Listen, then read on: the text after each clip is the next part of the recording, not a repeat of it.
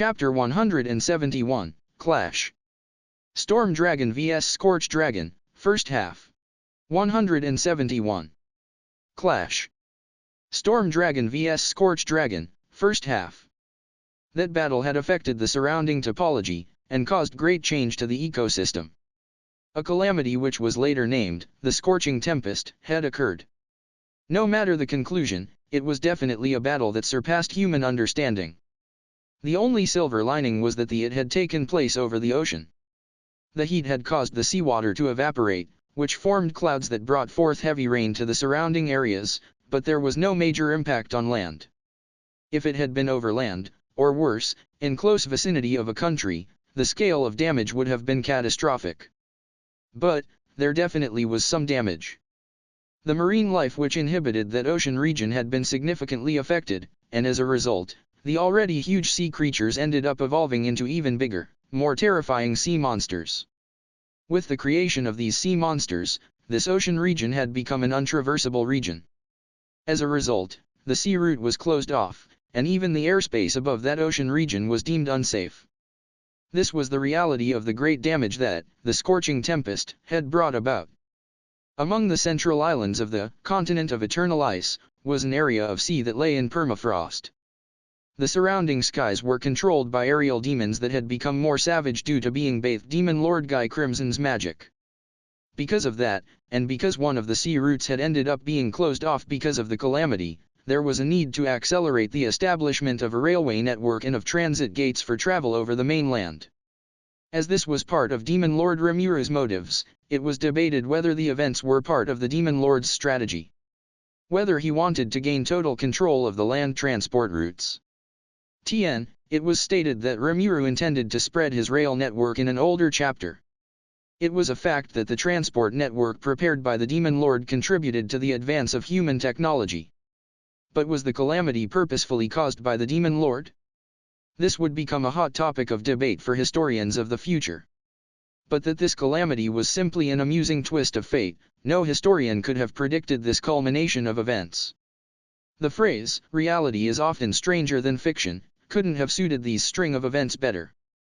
Putting the debate aside, the cause of this calamity being a battle among true dragons would be made an undeniable fact by future historians. Feldera, comfortably soaring through the skies, tried increasing his speed slightly.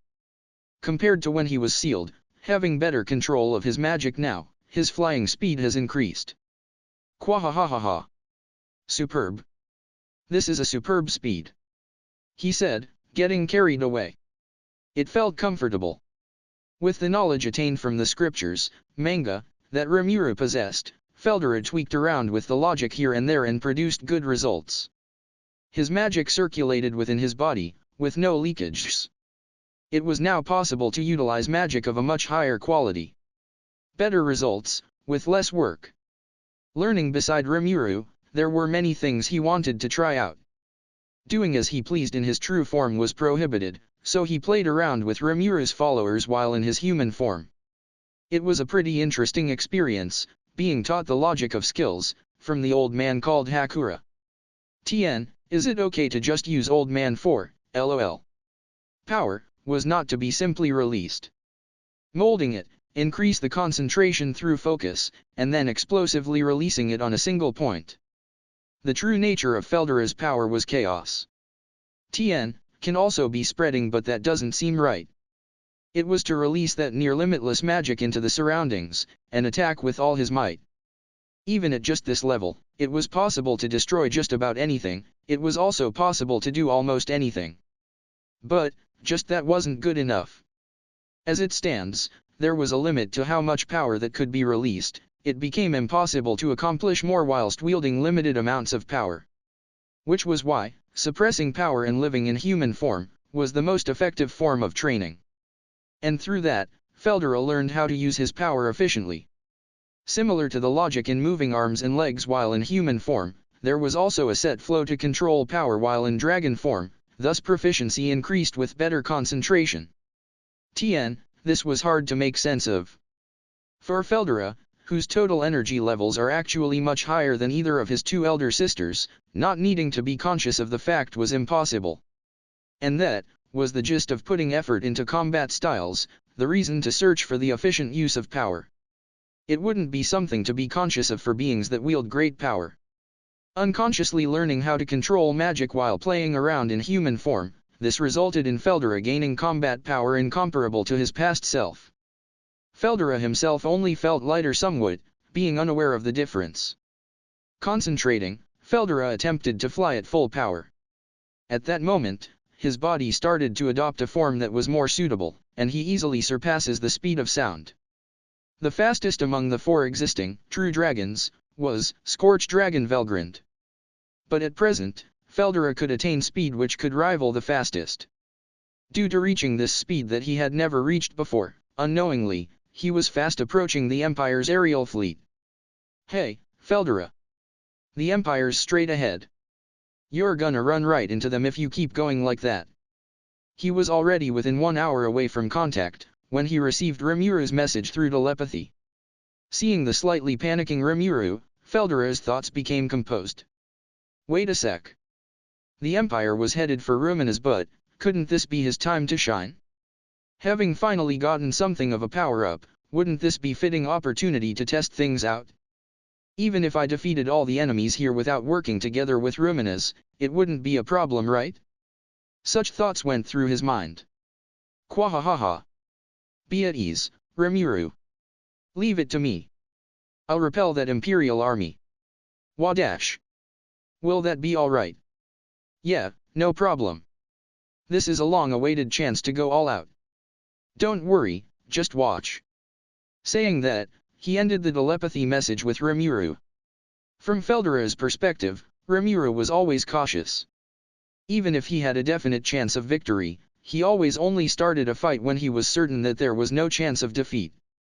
That itself wasn't a bad thing, but it was also important to have more confidence in himself. Yes, he should be like his ultimate skill, Raphael. With the resolve to fight, now it was only a matter of time till the battle. To Feldera, the Imperial troops were nothing to be afraid of.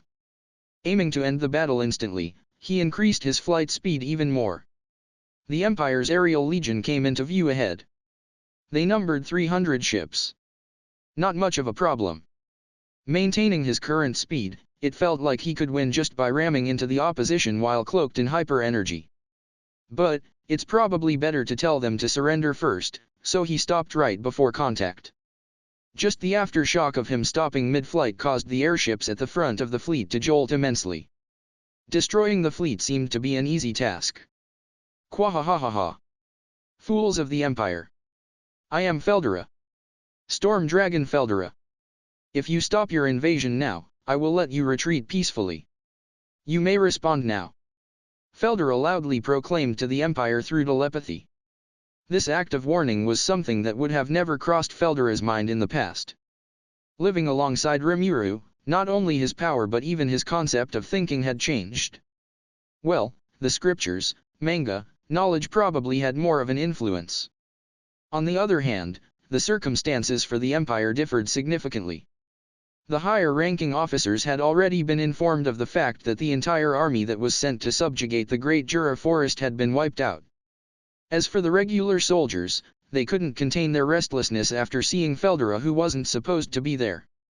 Despite that, none of them left their designated posts, set the defense barriers to the highest output, and awaited further orders from their superiors. It was a show of great discipline. As for their superiors, the Beast Corps commander, Gradam, and Major General XAMD were located on the same airship in the middle of the fleet. This ship had a more luxurious build compared to the others, and had 300 of the remaining elite mages on board, which meant their defense barriers were of a higher quality.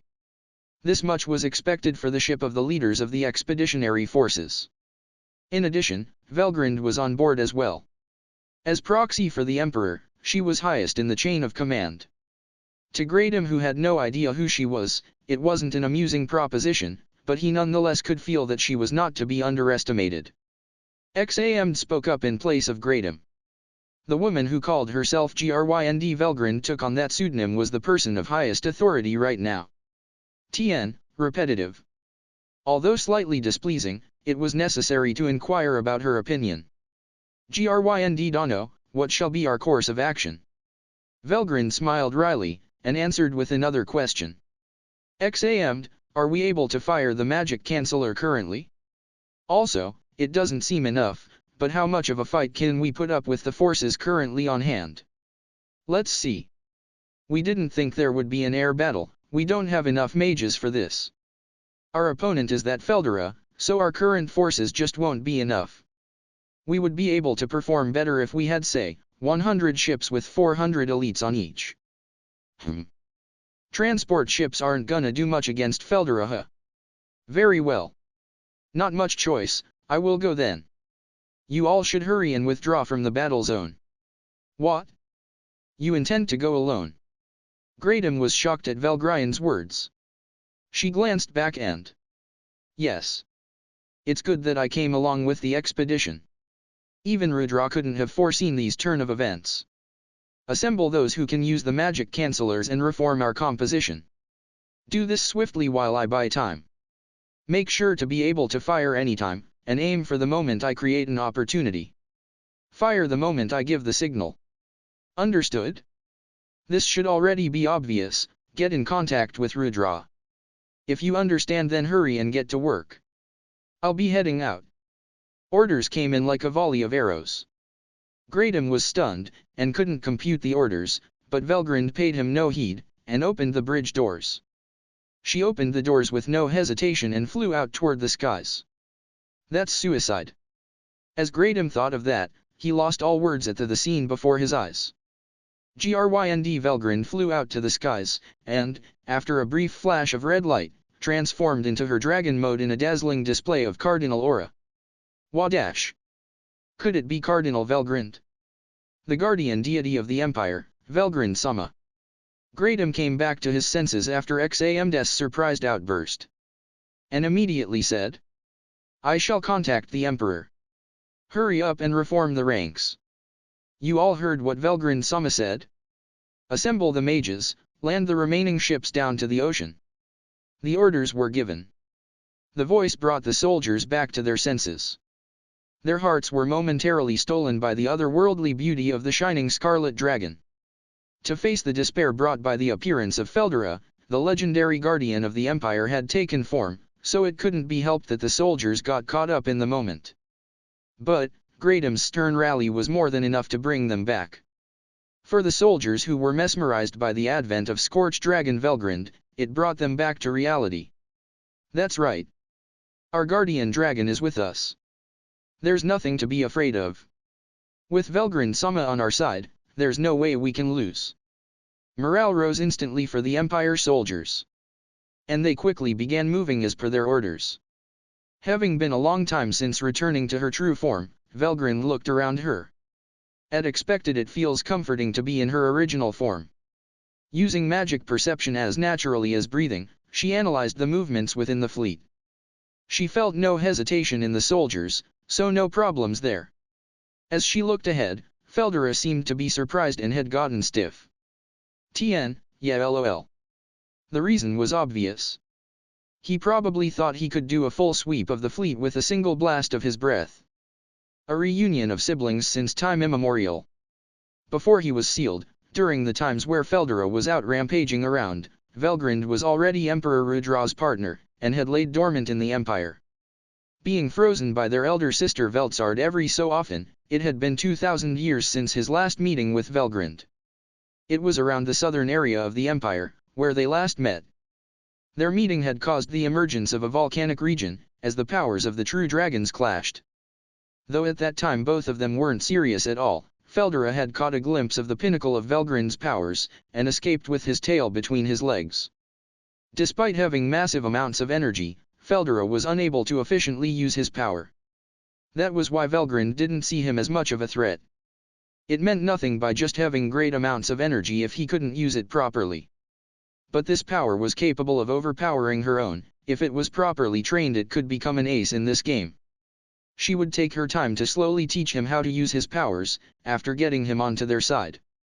Now, anything could happen. Velgrind would pin Feldera down. Then, with the right opportunity, make full use of the magic cancellers and restrain Feldera. After that they would turn Feldera into one of their own with Emperor Rudra's regalia dominion. It would have taken a lot of effort to lure him out from under Demon Lord Rimuru, but the current circumstances were much more convenient.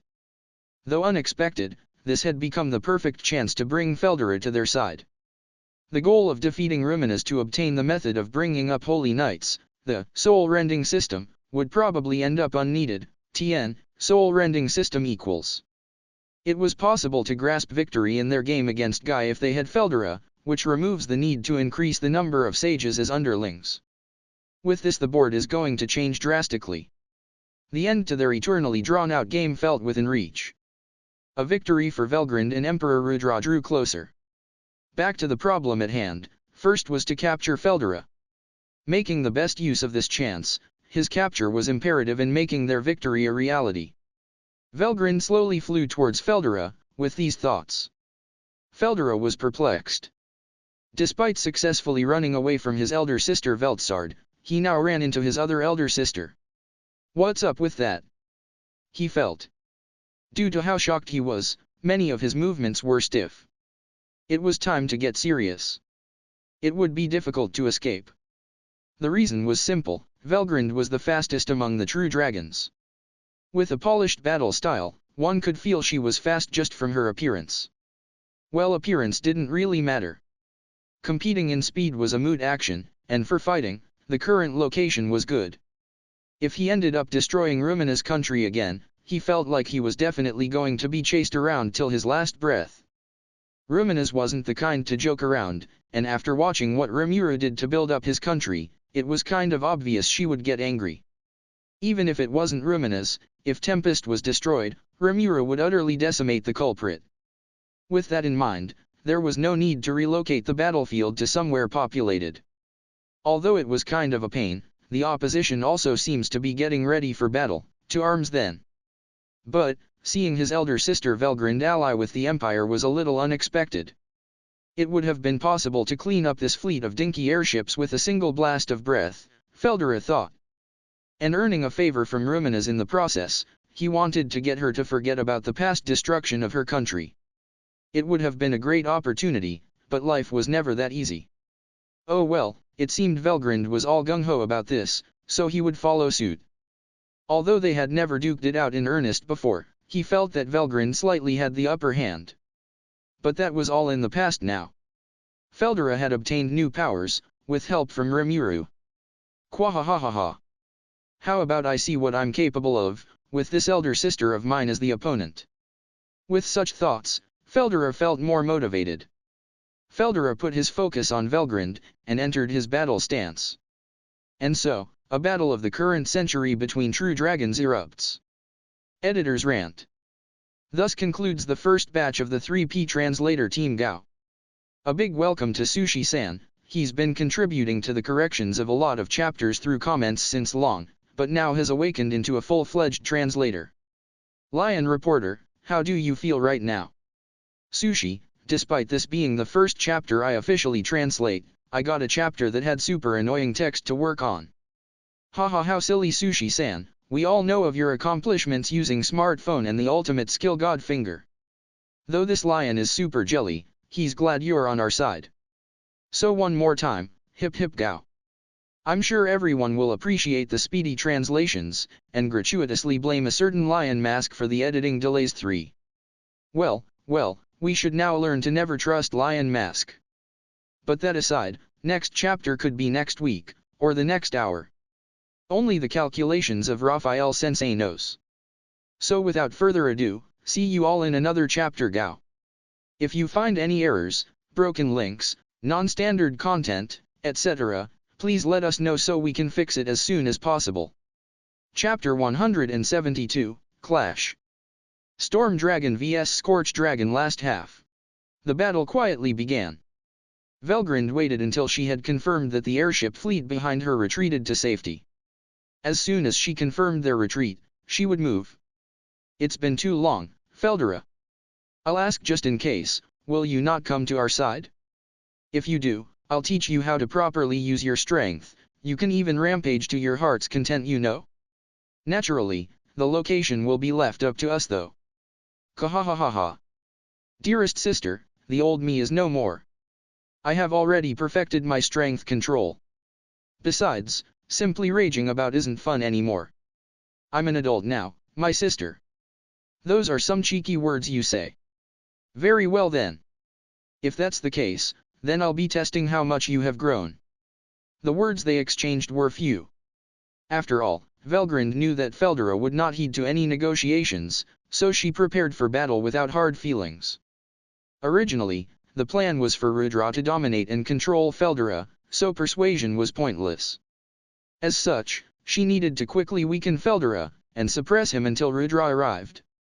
Thinking so, Velgrind made a preemptive strike by releasing her burning breath. It was a single thin beam of concentrated light, a super high-speed breath attack that assaulted Feldera. Normally, due to the effects of Feldera's heat nullification, he would not take heat damage. However, without hesitating, Feldera avoided Velgrind's breath. Oh? I didn't think you'd dodge that. This just might be my personal opinion, but have your skills improved a little perhaps? Quahahaha. Your breath attack probably has accelerated destruction effects.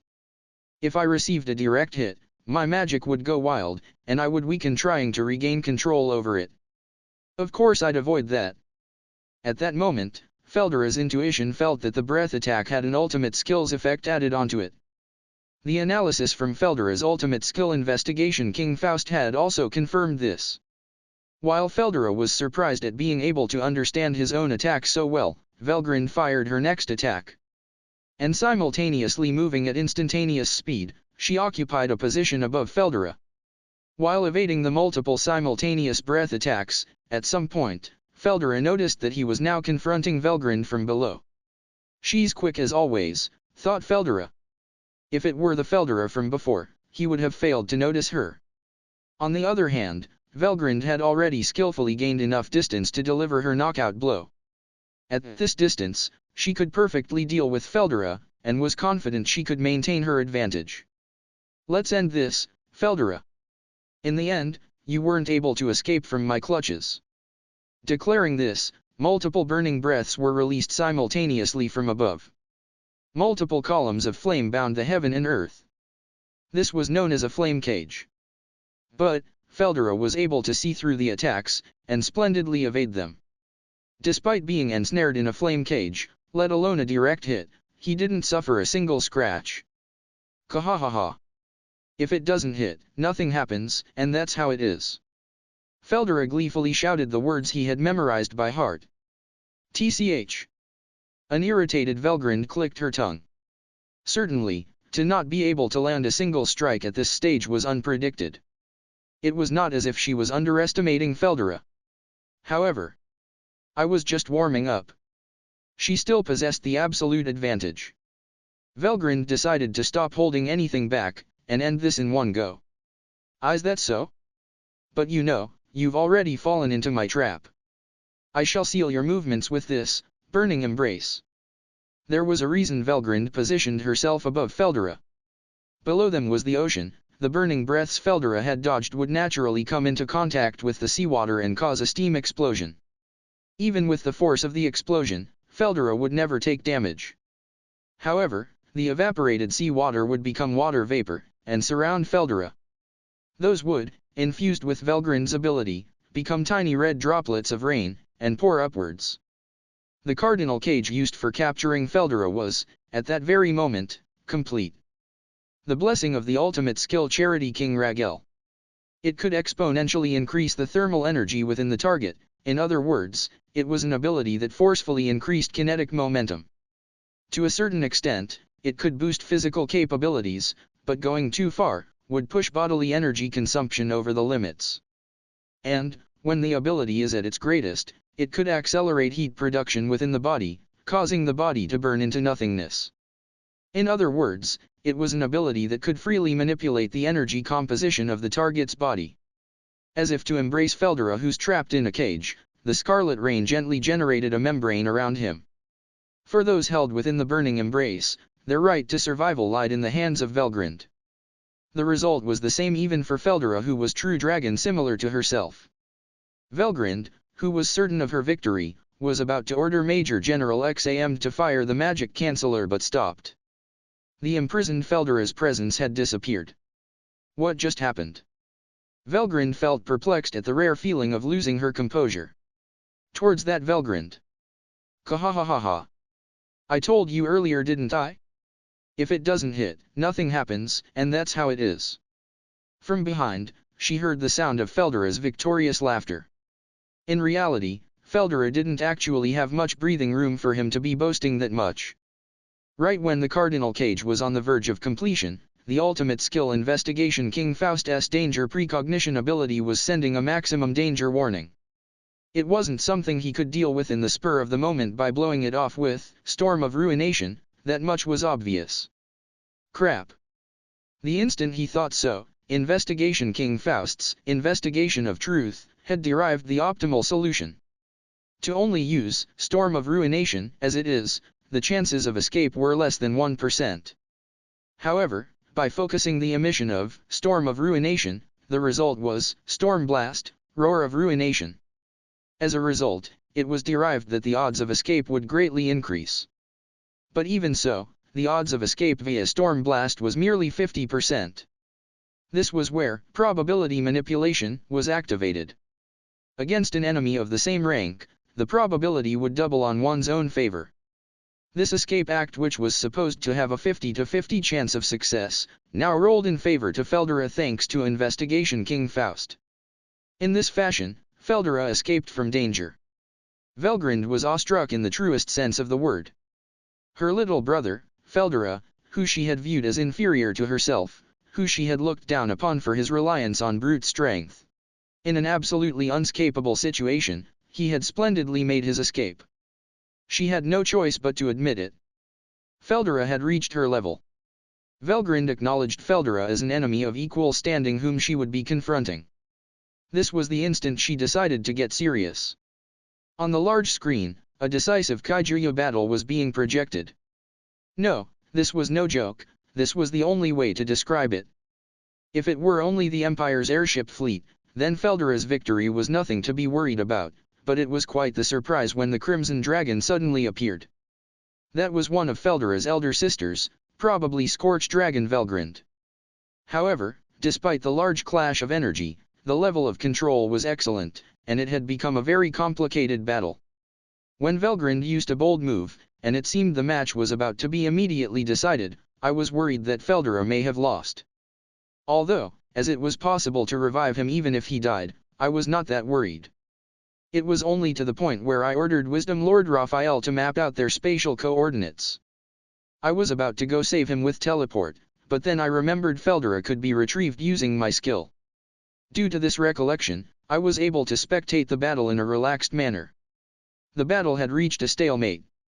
They were equal in speed. Feldera had a high level of control, allowing him to move at high speed. Even when against the fastest of the true dragons, Velgrind, he didn't lag behind a single step. The results of secretly training himself had surfaced. I couldn't determine this since sounds couldn't be reproduced, but I seriously wish he didn't start saying cool, boastful lines, and ended up in a pinch. That said, limited to what I saw, all in all Feldera had been starting to get the advantage. If you looked at strength alone, Feldera had the superiority. Although he was greatly weakened at one point due to being sealed, at present, he appeared to have completely recovered. Feldera's magic energy was above Velgrind, but it felt like his magic control was inferior. However, his skill, Investigation King Faust, seemed to have higher performance compared to that of Velgrind's. Well, it did seem like a well-rounded all-purpose skill. Frankly speaking, probability manipulation, investigation of the truth, and sorts, aren't those hard-to-understand skills pretty broken?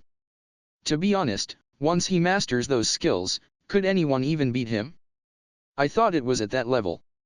Feldera's newly created move, the converged storm attack, Storm Blast, appeared to have inflicted damage on Velgrind. Traveling at an unavoidable speed using waves, the effect only manifested after a delay. In a word, they were invisible waves, such as electromagnetic waves, and traveling at hypersonic speeds estimating to be over Mach 100, and more like Mach 100,000. If the evasion timing was even slightly off, it was practically impossible to prevent the effects from the storm. After all, since you've already received the blow, it's impossible to dodge or defend. For goodness sake, he developed quite an unreasonable skill. As expected of Feldera, I thought with a bit of reverence. If this kept up, it'd be Feldera's victory, just as I was confident about this. The situation quickly took a turn towards the worst direction. Suddenly, the retreating Imperial airship fleet of 100 had began to move. Overlooking them was a big blunder. Several individuals donning shining armor appeared on the bridge. With a barrier that completely defended against the effects of the storm, they leisurely walked forward. What's with those guys? As I was pondering this, it happened. The only man without armor, a man wearing a former Japanese Empire military uniform, fired his small handgun. Huh? For an instant I was at a loss for words. A bullet shouldn't have affected the strongest known as true dragons. However, I stiffened at that bullet's speed. It reached speeds on par with Feldera's roar, in other words, above Mach 100, and penetrated Feldera's body. Penetrating his body, the bullet released some kind of magic inside. Feldera stopped moving, and began to lash out in pain.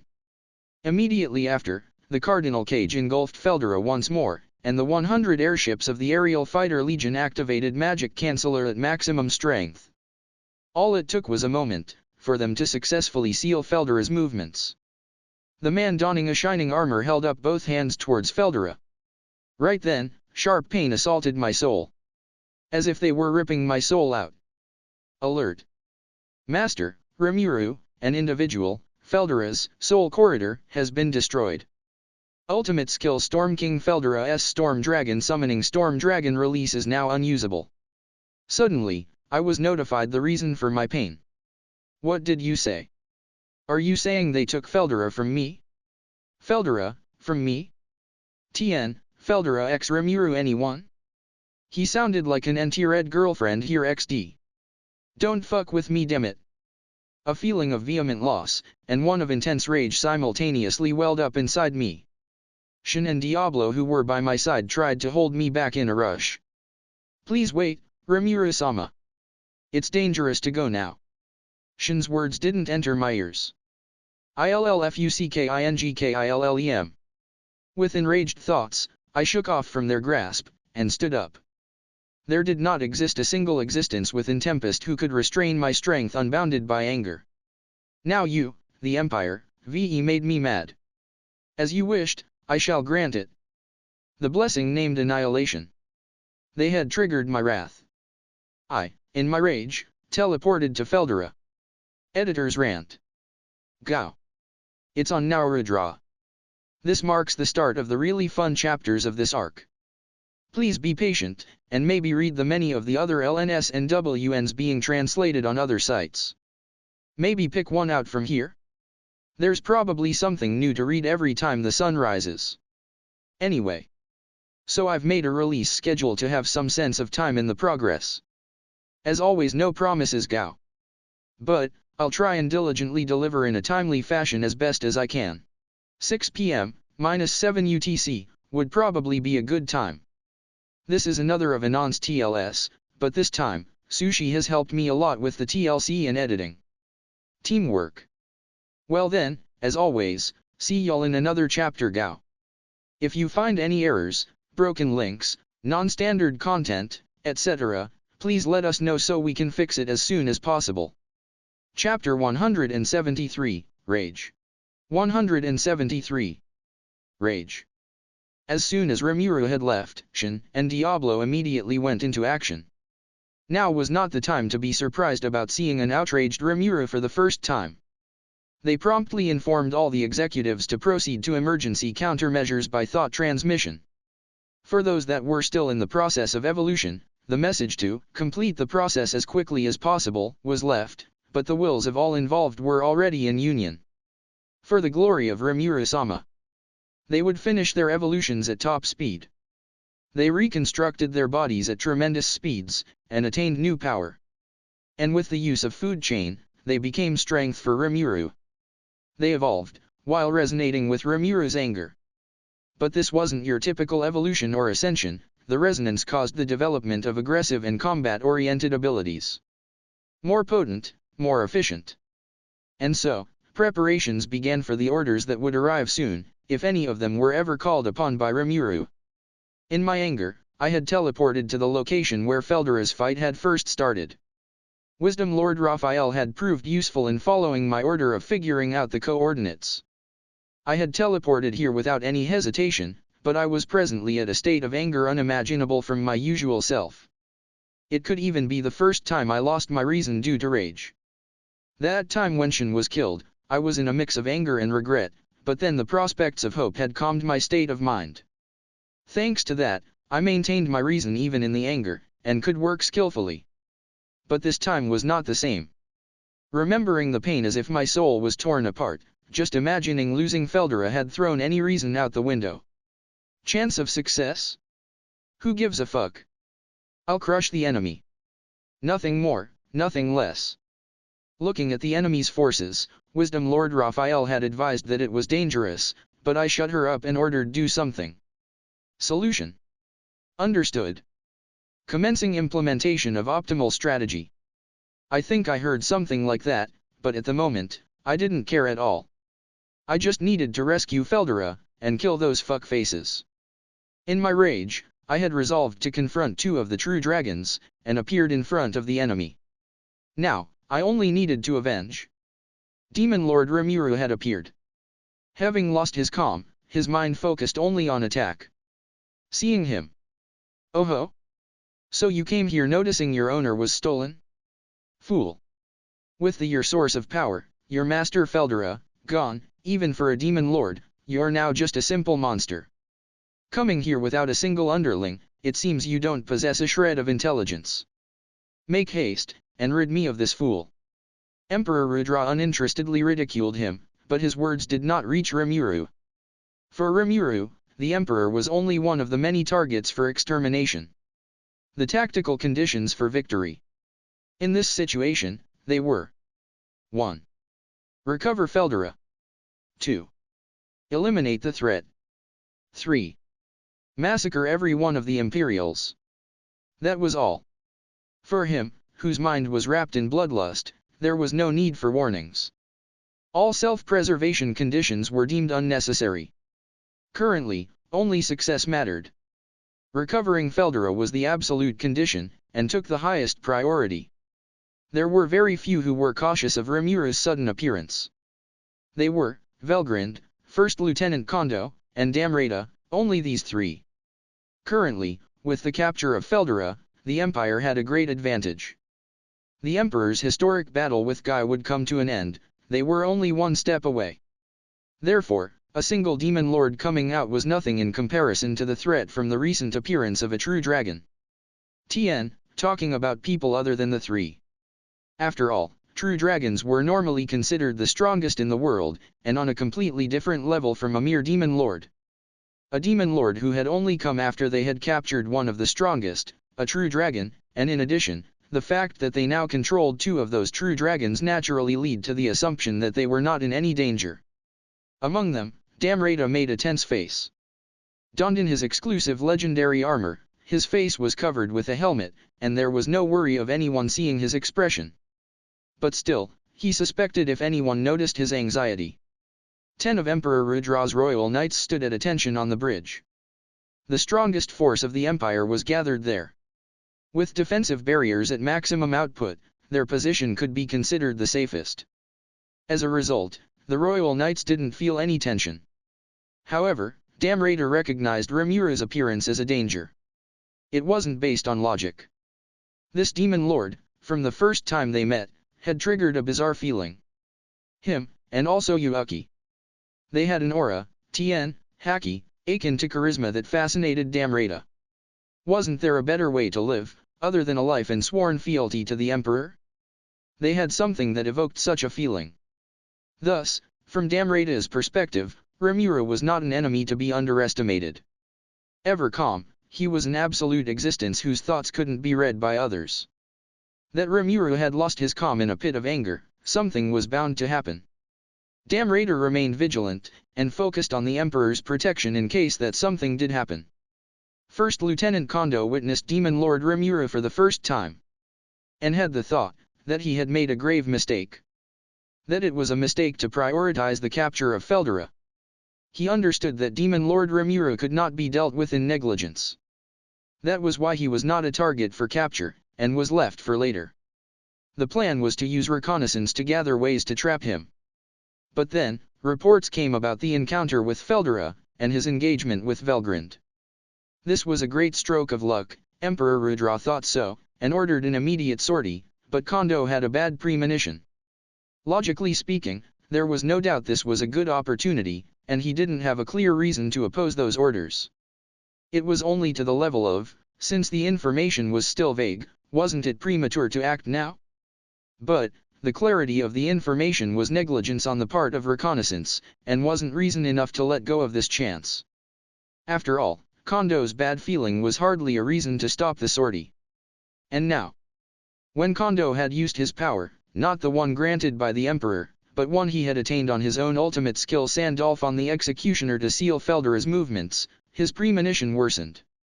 He shot Feldera with remove and necrosis bullets at their highest potency, but felt like necrosis effects were nullified in the middle. He also felt that his eyes had met those of the storm dragon Feldera at that moment. Not only me, but to lay your hands on my sworn friend Rimuru. You shall not be forgiven, human. He seemed to hear a disembodied voice say. Necrosis curse, which caused the destruction of the target's magic circuits, was also effective against spirit forms. Even the strongest beings, the true dragons, couldn't escape its effects. To resist it in the first place was to prevent being hit, but that wasn't possible for Feldera, who was caught in a complete surprise attack. It was at a single gap between the time when Feldera's power rivaled Velgrund's. With perfect timing, just as Feldera was overpowering the Empire's guardian deity, Kondo had succeeded in stopping the storm dragon's movements. But still, at the very end, Feldera had managed to resist necrosis. Kondo recognized Feldera's impressive feat, and at the same time, felt the strongest sense of uneasiness. Killing a true dragon was difficult even with multiple shots of necrosis. Kondo had fired multiple times to gradually slow him down, and stop his movements. Even if he fell unconscious, a true dragon wouldn't die. But, even though Feldera should have known that, ignoring the seal binding his body, he focused on resisting the destruction of magic circuits. No. Perhaps he was resisting necrosis curse to protect something much more important than his magic circuits. Feldera's disembodied words supported that line of reasoning. Yes, Feldera had put the utmost priority in ensuring the safety of his sworn friend, Demon Lord Rimuru. In that case, the Demon Lord in front of their eyes at that moment should not be dealt with half-heartedly. This was the Demon Lord who had become powerless due to Feldera, the source of his power, being stolen? Ridiculous. In fact, this was the outraged state he had come to having his sworn friend captured. That was more likely the case. Instead of putting one before the other, shouldn't they have chosen to try capturing both of them together? He had arrived at that conclusion, but it was now too late. At this point, they could only act according to how the situation played out. Similar to Damrata, Kondo also braced himself to be able to react accordingly to anything that might happen. Scorched Dragon Velgrund was also on guard following Rimuru's appearance. No, not only that, she may have been the one on highest alert, judging the danger Rimuru represented. A surge of anger not unlike that of her younger brother Feldera could be felt from her. Note on gendering at the end. A demon lord, or rather, a lowly slime, was releasing an aura similar to themselves, the true dragons. Normally, a matter impossible to the point of laughable. Regardless, the demon lord with the appearance of a young girl before them was relentlessly releasing an intense aura of rage. That aura could be called a sign of the danger she represented. A normal human would instantly die faced with such a fierce aura. No, it wouldn't stop at humans. Anything that didn't possess superior strength would die without the slightest of resistance. Feldera had recognized the overwhelming prowess of that aura. This one's pretty bad. I see why Feldera was interested in her. Feldera's growth had greatly exceeded her expectations. The growth was probably caused by this demon lord. In that case, it was absolutely necessary to face her head-on, and beat her into submission. Or else, she would definitely become a menace. This was what Velgrund predicted. And she, once again, calmly returned to a battle-ready state. The three of them were admirable for not underestimating the demon lord Rimuru who had appeared before them. However, that was not enough. The correct decision was to take all their forces and gang up on him at full power the moment he appeared. History is not concerned with what-ifs. The conclusion was a result of them not taking that correct decision. The demon lord in front of them had already become a being they wouldn't be able to deal with. He could be called their greatest threat ever. The battle erupted. Wisdom Lord Raphael had begun the analysis of the enemy forces immediately after Rimuru had arrived. And as announced, she had taken the optimum course of action. Rimuru first launched a tornado blade towards the airship fleet. It was the same attack used by his ghost avatar in the labyrinth. It was at a lower level, but the output force was like in another dimension. Cutting down any enemy within range, it was a magic that manifested itself as many blades of wind. This was an attack launched by overlapping the effects of ultimate skill Storm King Feldera's Death Heralding Winds. Several atrociously large wind blades that ripped through the atmosphere, cut down several airships. The immense power was far beyond expectations, but to me, who was blinded by pure anger, it only seems more convenient. Tien suddenly goes first person here. Compared to the energy used, the power of the tornado blade was unbelievable. With both quality and quantity of energy being abundant, the magic output would naturally be larger. On top of that, with the effects of an ultimate skill overlapping it, the power would reach unprecedented heights. Moreover, Rimuru's current circumstances were important to consider. The evolutions of his subordinates were now proceeding much faster. Every one of them who were bonded to Rimuru by the soul, was granting power to him through food chain. As more time passed, Rimuru's power only kept growing larger. Wisdom Lord Raphael, who maintained and ensured optimum usage of power, was now acting a support system for an all-out assault. Accordingly, he converted all the abilities received from the subordinates into energy, and provided it to Rimuru. And towards that same Rimuru, several energy balls and sword attacks were unleashed. By Emperor Rudra's orders, the royal knights began their attacks all at once. They were the few who were granted the ultimate gift alternative. Tien, Enchant-Gift, note later. A torrent of attacks with power equaling that of ultimate skills rushed towards Rimuru. Rimuru observed the attacks with an unchanging expression. Compared to his thoughts that had been accelerated 1,000,000-fold, the enemy's movements were far too slow. Solution. Analysis complete. All attacks have been determined to be of similar output. It is hypothesized that the outputs are degraded. However, the outputs are equivalent to that of ultimate skills. Guard. Solution. Understood. All attacks reaching for Rimuru were easily nullified by the absolute barrier made by ultimate skill Covenant King Uriel. Alert. Anti-barrier countermeasures detected. Successfully nullified. Furthermore, soul and magic circuit destruction attacks detected. It is hypothesized to belong to ultimate skill Sandalphon the Executioner. Successfully guarded. Rimuru slightly shifted his gaze towards the Emperor who hadn't moved, and the guards by his side. Is that all? I don't need to be careful at all then.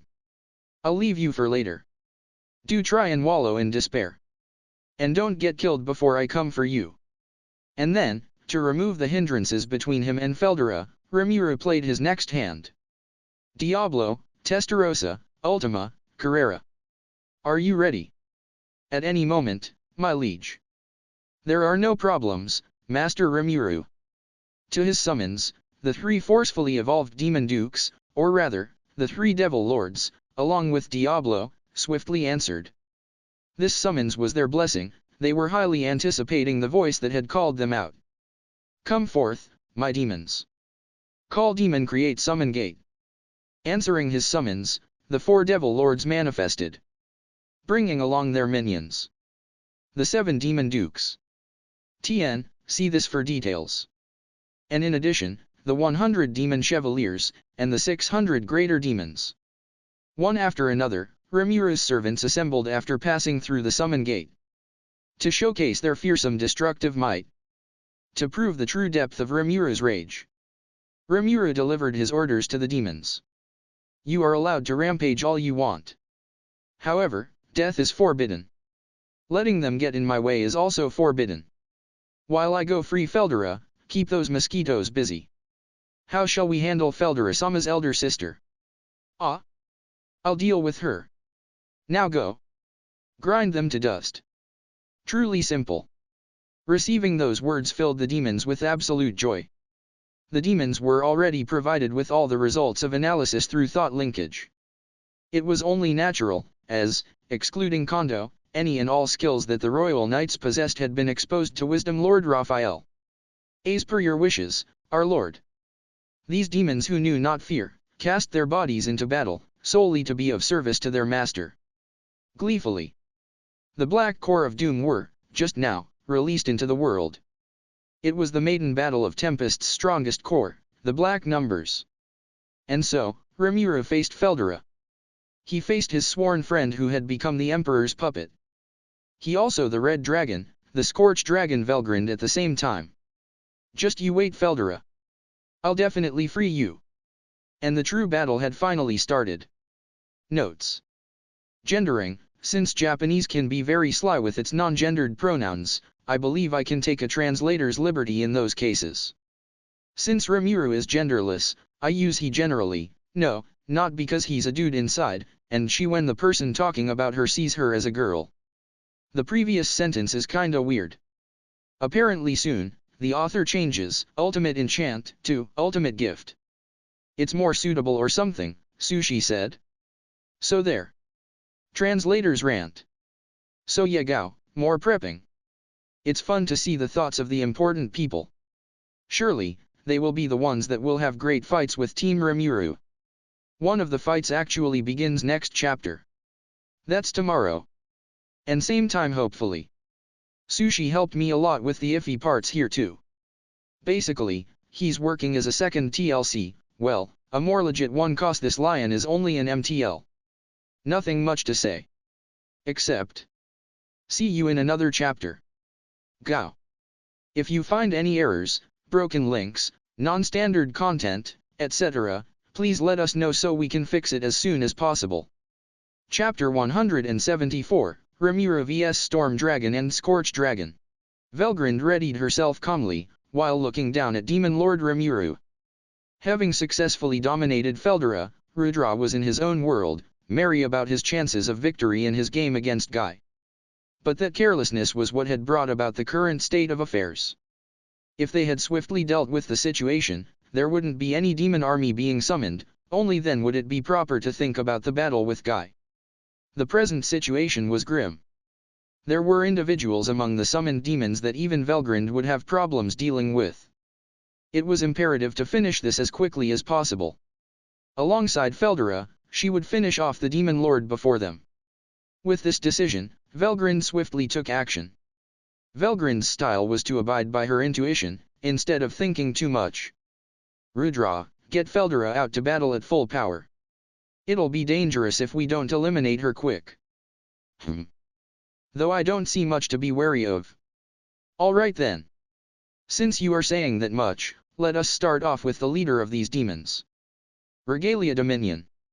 Velgrind asked Rudra for Feldera's assistance in an exchange via telepathy. Rudra still didn't lose any composure, and happily accepted the request to make use of Feldera. Velgrind felt slightly anxious at how unconcerned Rudra was. But there didn't seem like there was much of a chance of victory for the Demon Lord, seeing as she had chosen to take on both Feldera and herself. They were the strongest beings, the true dragons, after all. With a roar, Feldera began to take action. Velgrind also roared in an effort of cast off her own uneasiness, and began the assault to destroy the Demon Lord.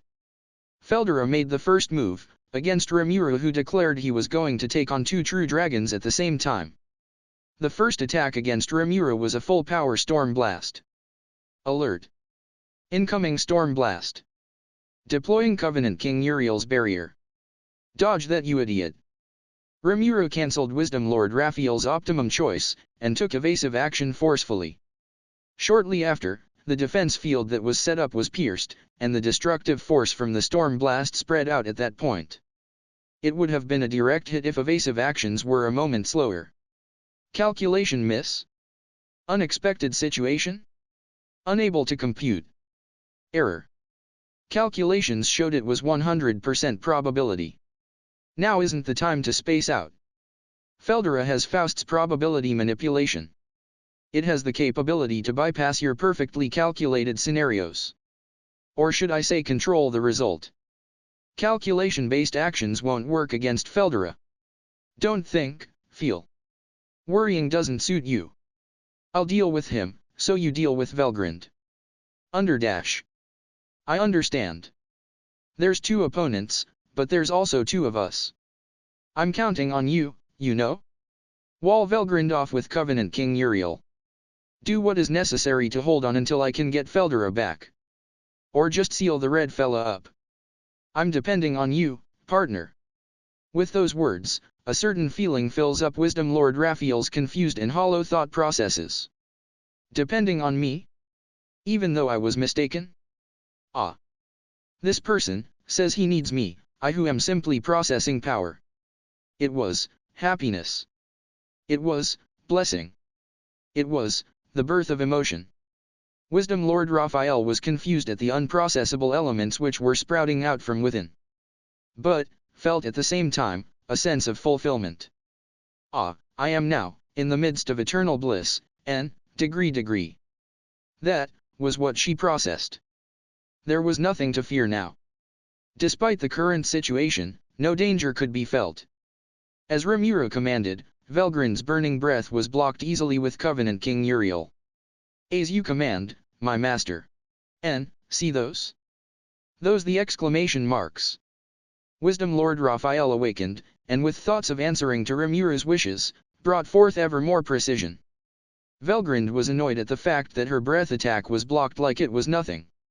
As it was an attack on an alert opponent, it was obvious normal attacks weren't going to be enough. The quality of the opponent's abilities were obviously better despite Velgrind having more energy overall. The opponent has absolute defenses against heat, this wasn't amusing at all. As a test, she released tens of heat blasters in a continuous attack. Even such an attack didn't have any effect, as everything just bounced off the shield that appeared. Tisk. Everything gets blocked, as though perfectly calculated. How annoying. This isn't amusing at all. Demon Lord Rimuru wasn't using the shield against Feldera, but was either dodging or repelling the attacks with a similar attack. On the other hand, she wasn't even looking at Velgrind, as all her attacks are fully guarded against. Even if it was possible to be conscious of everything around oneself with magic perception, Velgrind was absolutely appalled, as it obviously looked like she was being totally ignored. I'll make you utterly regret looking down on me. The prideful Velgrind decided to unleash the most powerful attack in her entire arsenal. Like an engine starting up, Velgrind began releasing immense amounts of magic energy. Ultimate skill Charity King Ragel, her power of manipulating and accelerating heat. If the ability to forcefully increase momentum was used on herself, the fastest being in this world would undoubtedly be herself. If so, what if it was used on something other than herself? With the body being accelerated non-stop, no matter what kind of living being, the body would be unable to withstand the heat and eventually crumble from thermal decay. Die. This shall be your end, there will be no remains. Cardinal acceleration. In addition to her ultimate skill, with the essence of heat, her power of acceleration added on. Waves of destruction were released towards Rimuru, riding the roar of the Crimson Dragon. This was Velgrind's ultimate attack. The undulating waves of this ability easily outsped any form of evasion, it demonstrated Velgrind's pride as the fastest. Which meant, evasion was impossible. For the Demon Lord who was focused on repelling the attacking Feldera, she was in no position to either defend or evade. If she mistook this to be the same as previous attacks, any number of layers of defense fields would be swallowed whole, and she would die with no time for regrets. Velgrind confirmed the effects of her attack with absolute confidence. But, she was stupefied as she saw the unharmed Rimuru. What the? That's not possible. It was an unavoidable, absolute attack, there shouldn't have been anyone who was able to survive such an attack with no injuries at all. Even if it was Demon Lord Guy Crimson or her elder sister Frost Dragon Veltsard. Unless it was repelled by some sort of ability or attack, it wasn't supposed to be an attack that could be stopped by defense field type abilities. That's impossible. That attack was supposed to pierce through force fields and defensive abilities. What did you do? Humph. That was definitely dangerous. But it's simple to eat such an overly impulsive attack, you know. Well, with Wisdom Lord Raphael's calculations, your attack was baited though. For Rimuru to better focus on Feldera, Wisdom Lord Raphael was given free rein to deal with Velgrind and was inciting all of her attacks. And, for attacks that looked to be unblockable, Rimuru would briefly deal with such attacks. Using Gluttony King Belzebuth, the effects of the attack would be consumed. Then, isolated. This previous attack was definitely capable of dealing fatal damage to Rimuru, an unblockable attack. But, by consuming and isolating it with Gluttony King Belzebuth, there were no problems. All that was left is to analyze the energy that had been isolated in the stomach, storage space, and finally neutralize it. The isolation space of Gluttony King Belzebuth's stomach had become a warped space that has even more power than absolute defense, was now capable of neutralizing any attack. Also, with Wisdom Lord Raphael's baiting of Velgrind wasn't over just yet. Even though you are shocked that nothing happened with your best attack, you do know we are still in the middle of a battle, right? By the time she recognized and understood what Rimuru said, it was already too late. Alert. Analysis of attack concluded. Energy measurement, complete. Calculations confirm possibility to seal for a limited amount of time. Activating Insulated Prison. That was an ability synthesized using Covenant King Uriel's Endless Prison fused with an insulated space. With the surrounding area under control with spatial domination silently spread all around, Velgrind was unaware she had been lured into a multi-layered magic formation. As Wisdom Lord Raphael announced, a shining insulated prison was formed instantly. Letting the opponent unleash a finishing move, then aiming for the opportunity right after when the opponent had expended their energy, such was Wisdom Lord Raphael's perfect strategy. Stay there quietly for a while. I'll play with you after I free Feldera, said Rimuru as Raphael activated the hidden prison, while he was still dealing with Feldera. It was a restraining technique with the opponent's special traits taken into account, made a reality with the fusion of abilities. It would be called Calculation Prison, if it were to be given a name. A total victory for Wisdom Lord Raphael. Rimuru confirmed that Velgrind was properly sealed, and gave a satisfied nod to Wisdom Lord Raphael for faithfully completing the objective. Alert. Insulated prison activation confirmed. Target movements sealed, for roughly 3 minutes.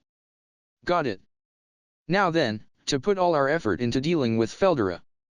Gimme a hand, Raphael. As you wish. Rimuru, no, the both of them who sealed Scorch Dragon Velgrind up for the time being, now turned their attention to Storm Dragon Feldera, their real goal.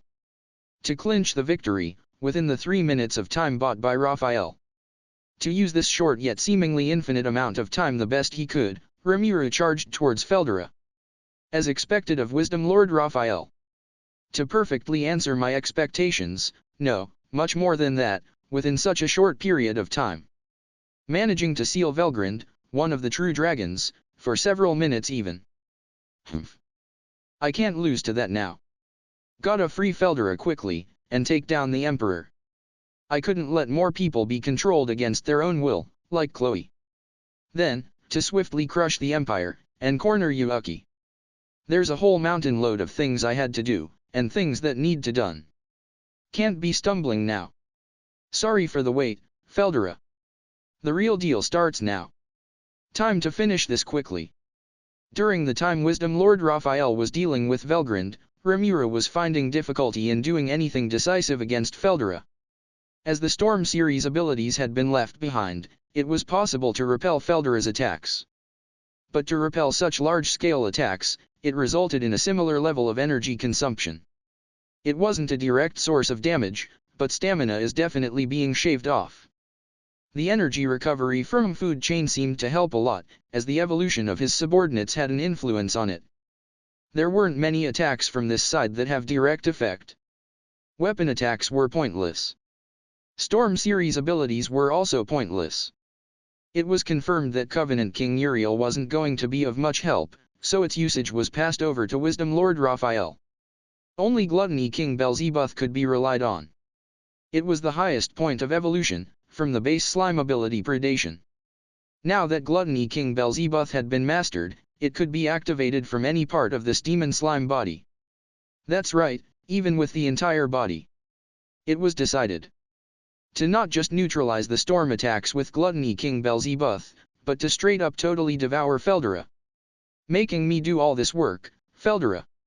Stop causing all this trouble, damn it. Quahahahaha. It's just a small failure.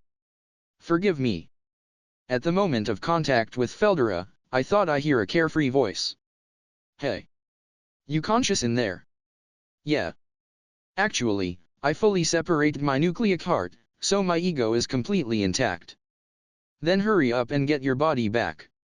I would if I could. Oh, look out, black lightning is coming up.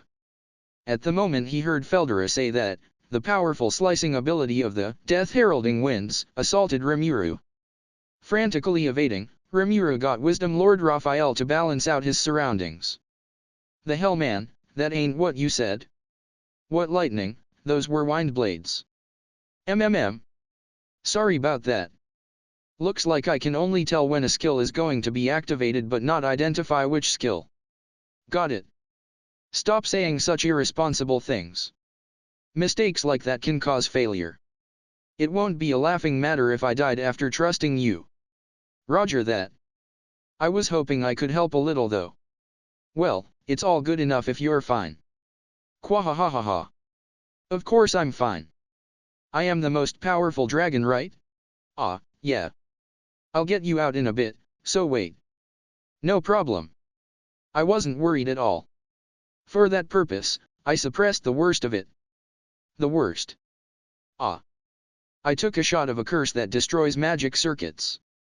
So I hurriedly cut the soul corridor. As the effect travels through the magic circuits, it would have affected you too. Huh? So it wasn't destroyed by the enemy's ability. Yeah. It was a powerful ability, and since I wasn't going to make it with defense, that was the only way to minimize collateral damage. Because of that, my resist magic circuits were destroyed and I wasn't able to resist the domination effect, which resulted in the present situation.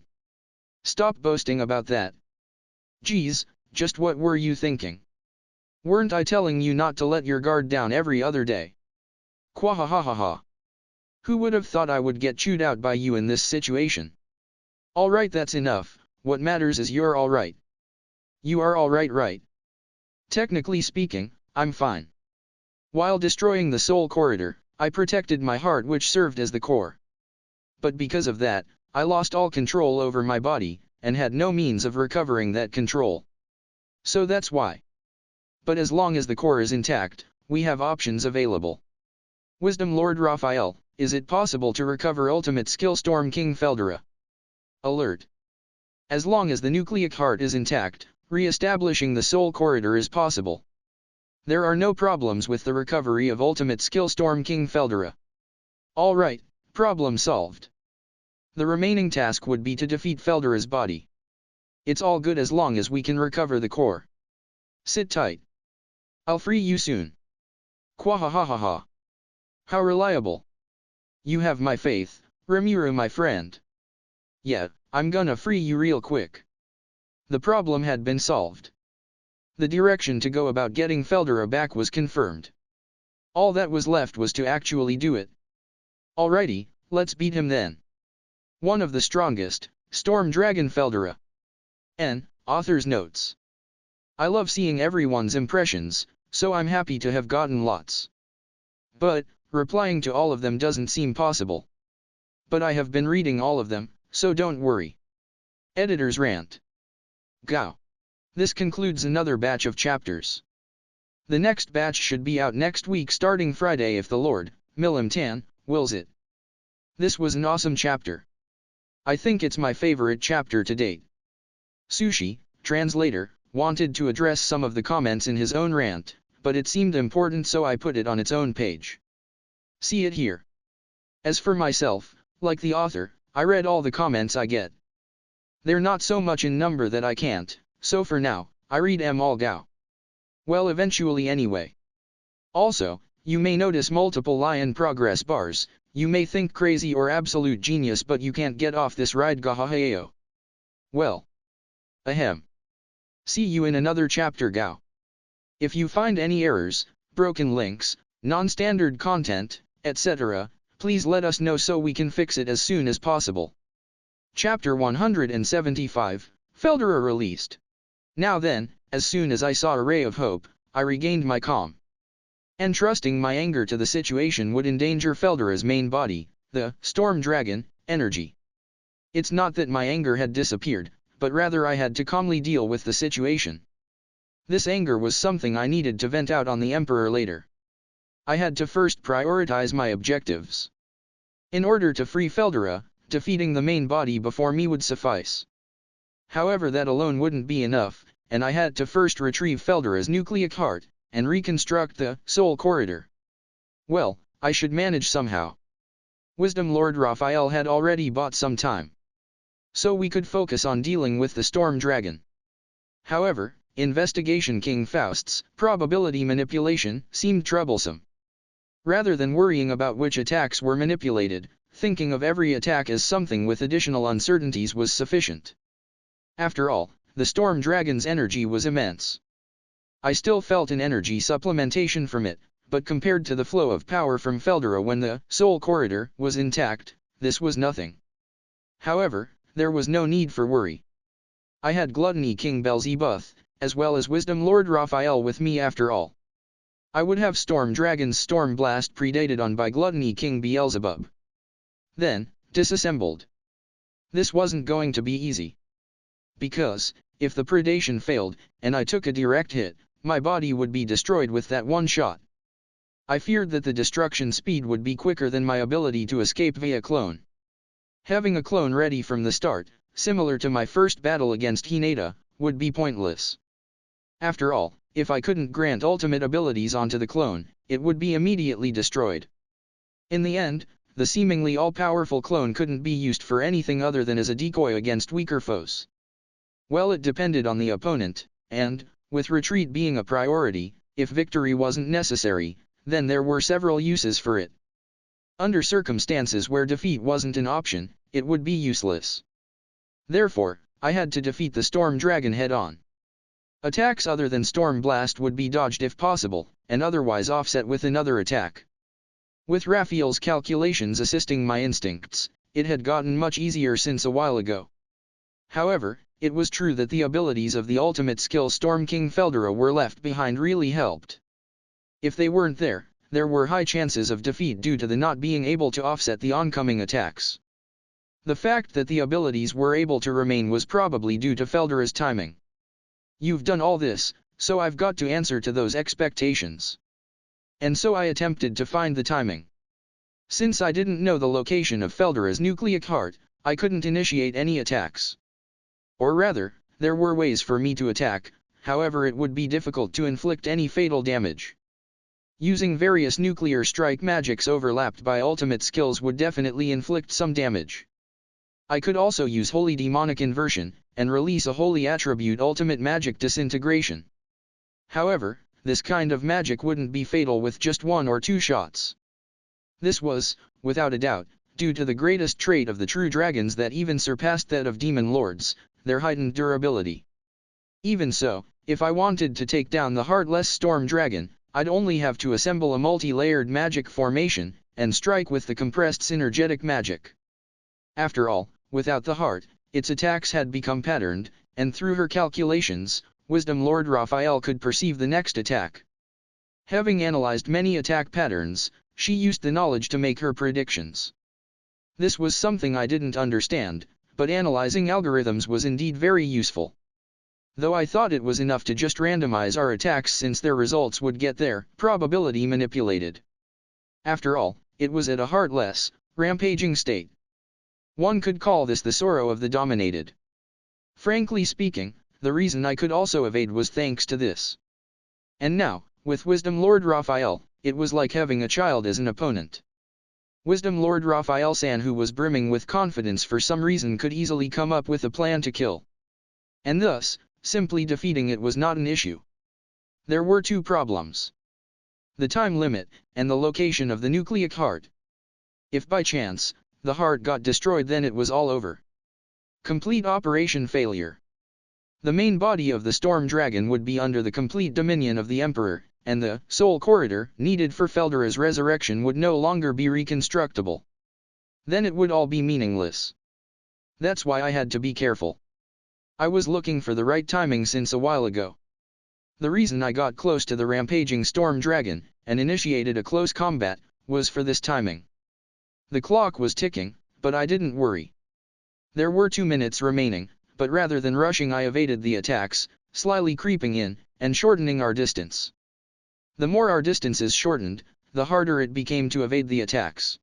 However, Raphael's attack prediction increased dodging precision. With my intuition and future attack prediction used simultaneously, we could somehow manage to evade. Carefully, without flustering, indifferently handling the attacks. Now, without overlooking the opening for an instant immediately right after the storm dragon attacked, I activated Gluttony King Beelzebub, and devoured the storm dragon's main body. My body changed from human to fluid form, its viscous property strongly emphasizing the irregular shape.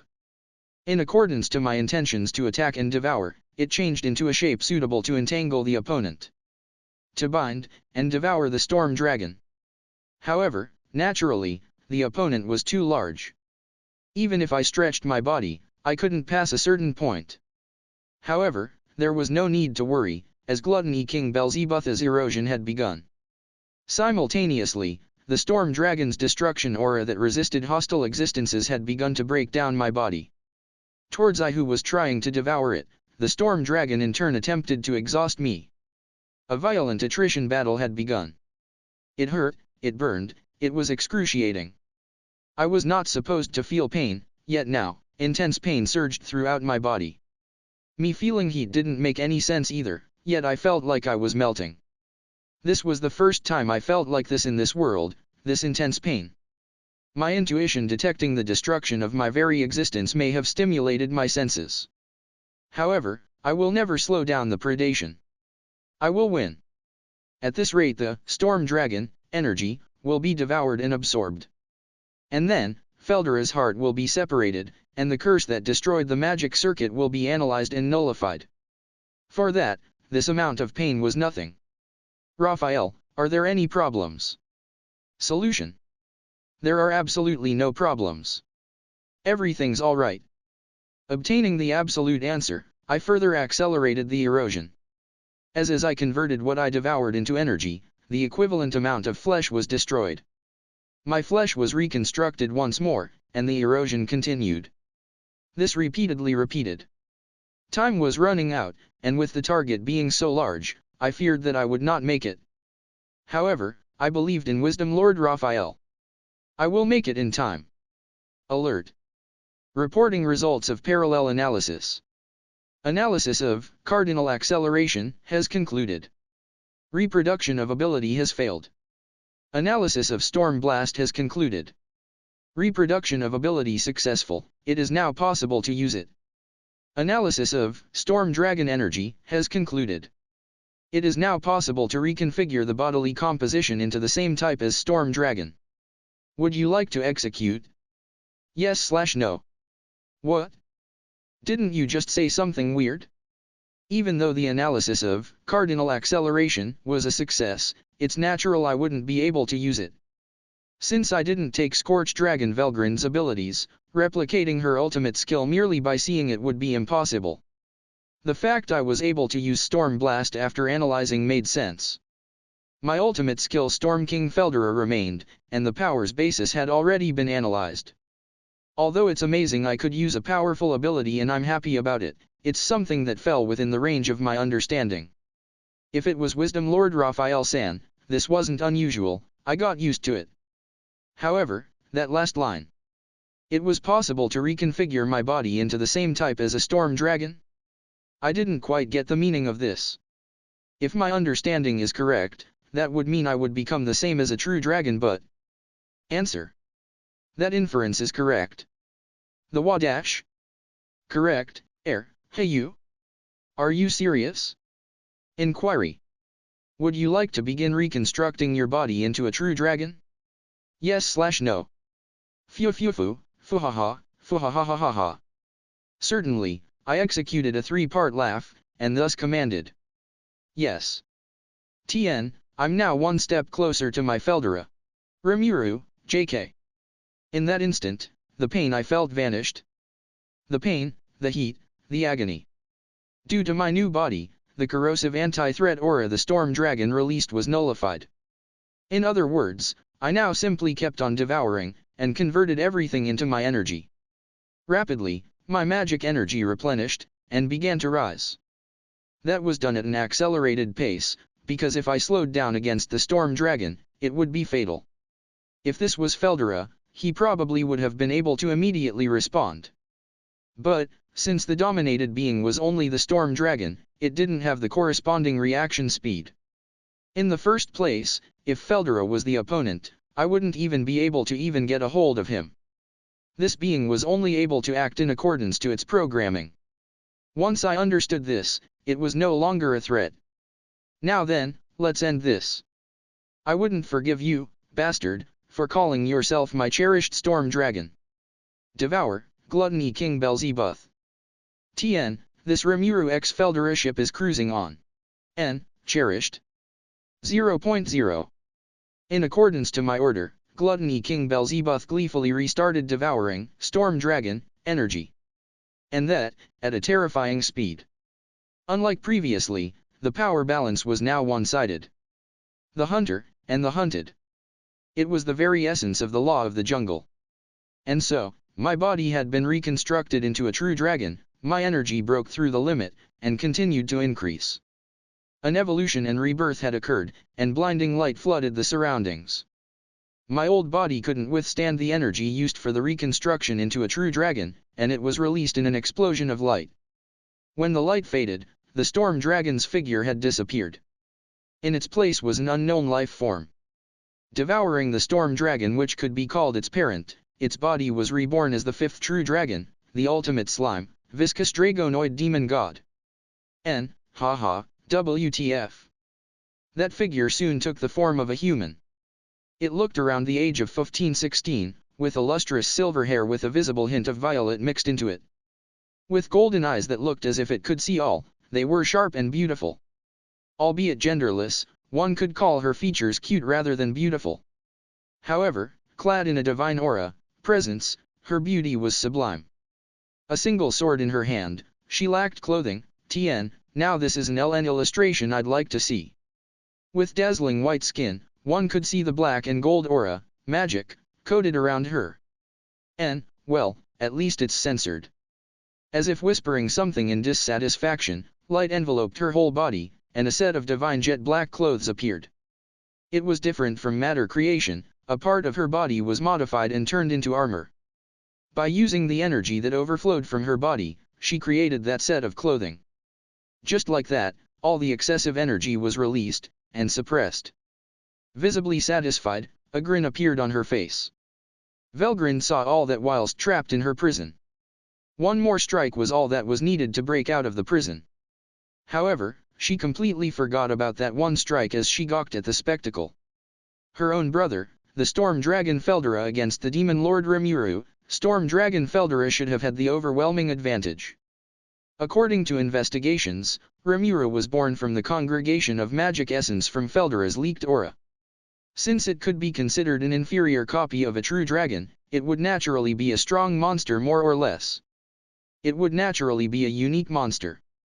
However, it was definitely impossible for it to surpass its creator, the true dragon. If it could, that would imply that it was a being of equal rank to begin with. A coincidence? It can't be, by chance, and she was born just like that. Concluding her thoughts, and shocked at the answer she came up with, Velgrind needed some time to take it in. A monster that was born near a true dragon out of pure coincidence, and was born with a soul that was compatible with a dragon's essence, something like that. Above all, it was a non-elemental, absorbing the elements it took in. She couldn't possibly accept this so easily. Then it could possibly even be called the fifth, another younger brother, but strictly speaking it wasn't a true dragon. And if it was to be classified, it's something with the ability of a dragon. She didn't want to recognize this, nor would she do so. That thing had to be eliminated immediately. That for sure, would also to serve as vengeance for her brother. Although things happened, he was still her cute little brother. Although she intended to control him as a pawn, for a dragon it would only be for a few insignificant years. TN, #BestSister 2016. She did not have the intention to kill him or the sort at all. And so, when she finally accepted that he was devoured before her very eyes, Velgrin's anger blew away all reasoning. My brother, Feldera, you! How dare you! Breaking out her prison as she roared in anger, the scorched dragon Velgrind rushed towards and assaulted Rimuru. The same time as I finished devouring the storm dragon, my evolution had completed, and it appeared that I was born anew as a unique species. Although it had the fancy name, Ultimate Slime, Viscous Dragonoid Demon God, it's not a slime at all, I thought in secret.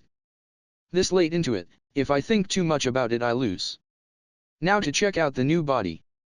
This body that was born without consuming energy had a greatly increased capacity.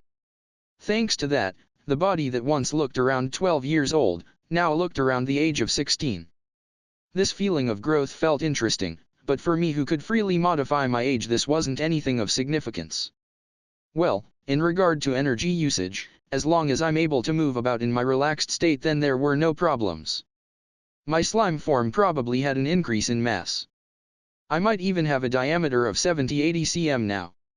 I should confirm that later. And so, I was currently not wearing anything. In other words, I'm naked. That's no good. A strange aura has leaked out, covering my body even though I didn't have any reproductive organs as usual. However, from my own ethical point of view this was something unfavorable. TN, aka, there's neither hole or pole down there, God this sounds so wrong. And so, I produced some clothes. Using the matter creation ability from Diablo and the other demons, I used my aura, and created clothes. This also had some defensive capabilities to a certain extent. If the creator's own body is used, it would have a complementary performance. In an instant, my body felt like it was garbed in clothing. It felt very pleasant, it was a set of cool black garbs. The performance was, God tier. God tier? God tier was it I see, wait, huh. This was what it meant to be shocked stupid. In other words, the part of my body, the flesh of my main body had this kind of ridiculous defensive capability. I felt like I had evolved, I see, indeed. One reason may be that several of my subordinates were awakening into demon lords, and their abilities were gathered via food chain. Coming here, I felt like I had awakened a whole lot more. Well, since my body was rebuilt into a true dragon, it was only natural I would have this kind of defensive capability. This was all the result of a successful operation. In short, this was all thanks to Wisdom Lord Raphael-san. This was really well done, truly befitting of sensei. Alert. Not at all, N, algorithmically blushes. She may have said, but I ignored it. Well, I've got clothes now, but I haven't forgotten my original objective. Feldera, you alright? Quahahahaha. How many times have I told you? Of course I'm safe. Or rather look at you, well done defeating my main body safely. It was really intense though. But, this is wonderful, it truly is. Feldera and I were both glad the other was alright. And so, as proof of Feldera's release, I heard the voice of Wisdom Lord Raphael. Report. Soul Corridor, with individual, Feldera successfully re-established. Wisdom Lord Raphael was always constantly working. This time too, it was flawless work as usual. Report, there have been modifications to the ultimate skill Storm King Feldera.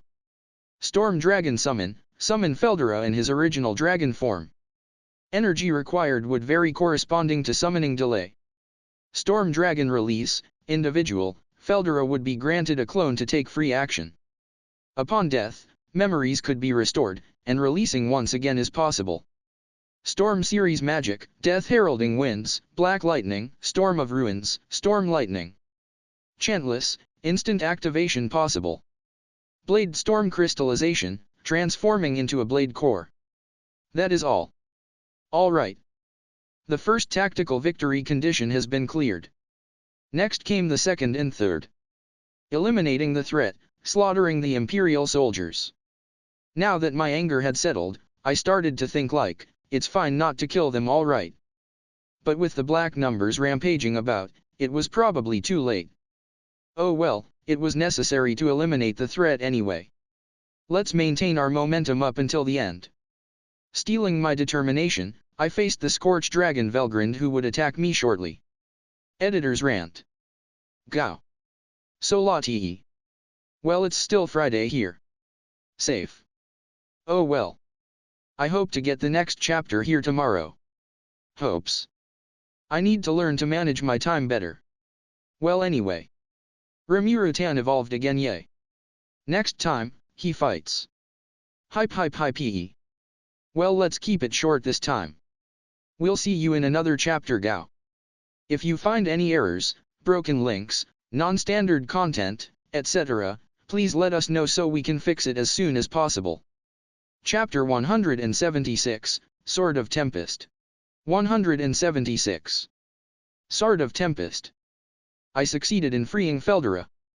But the danger still loomed.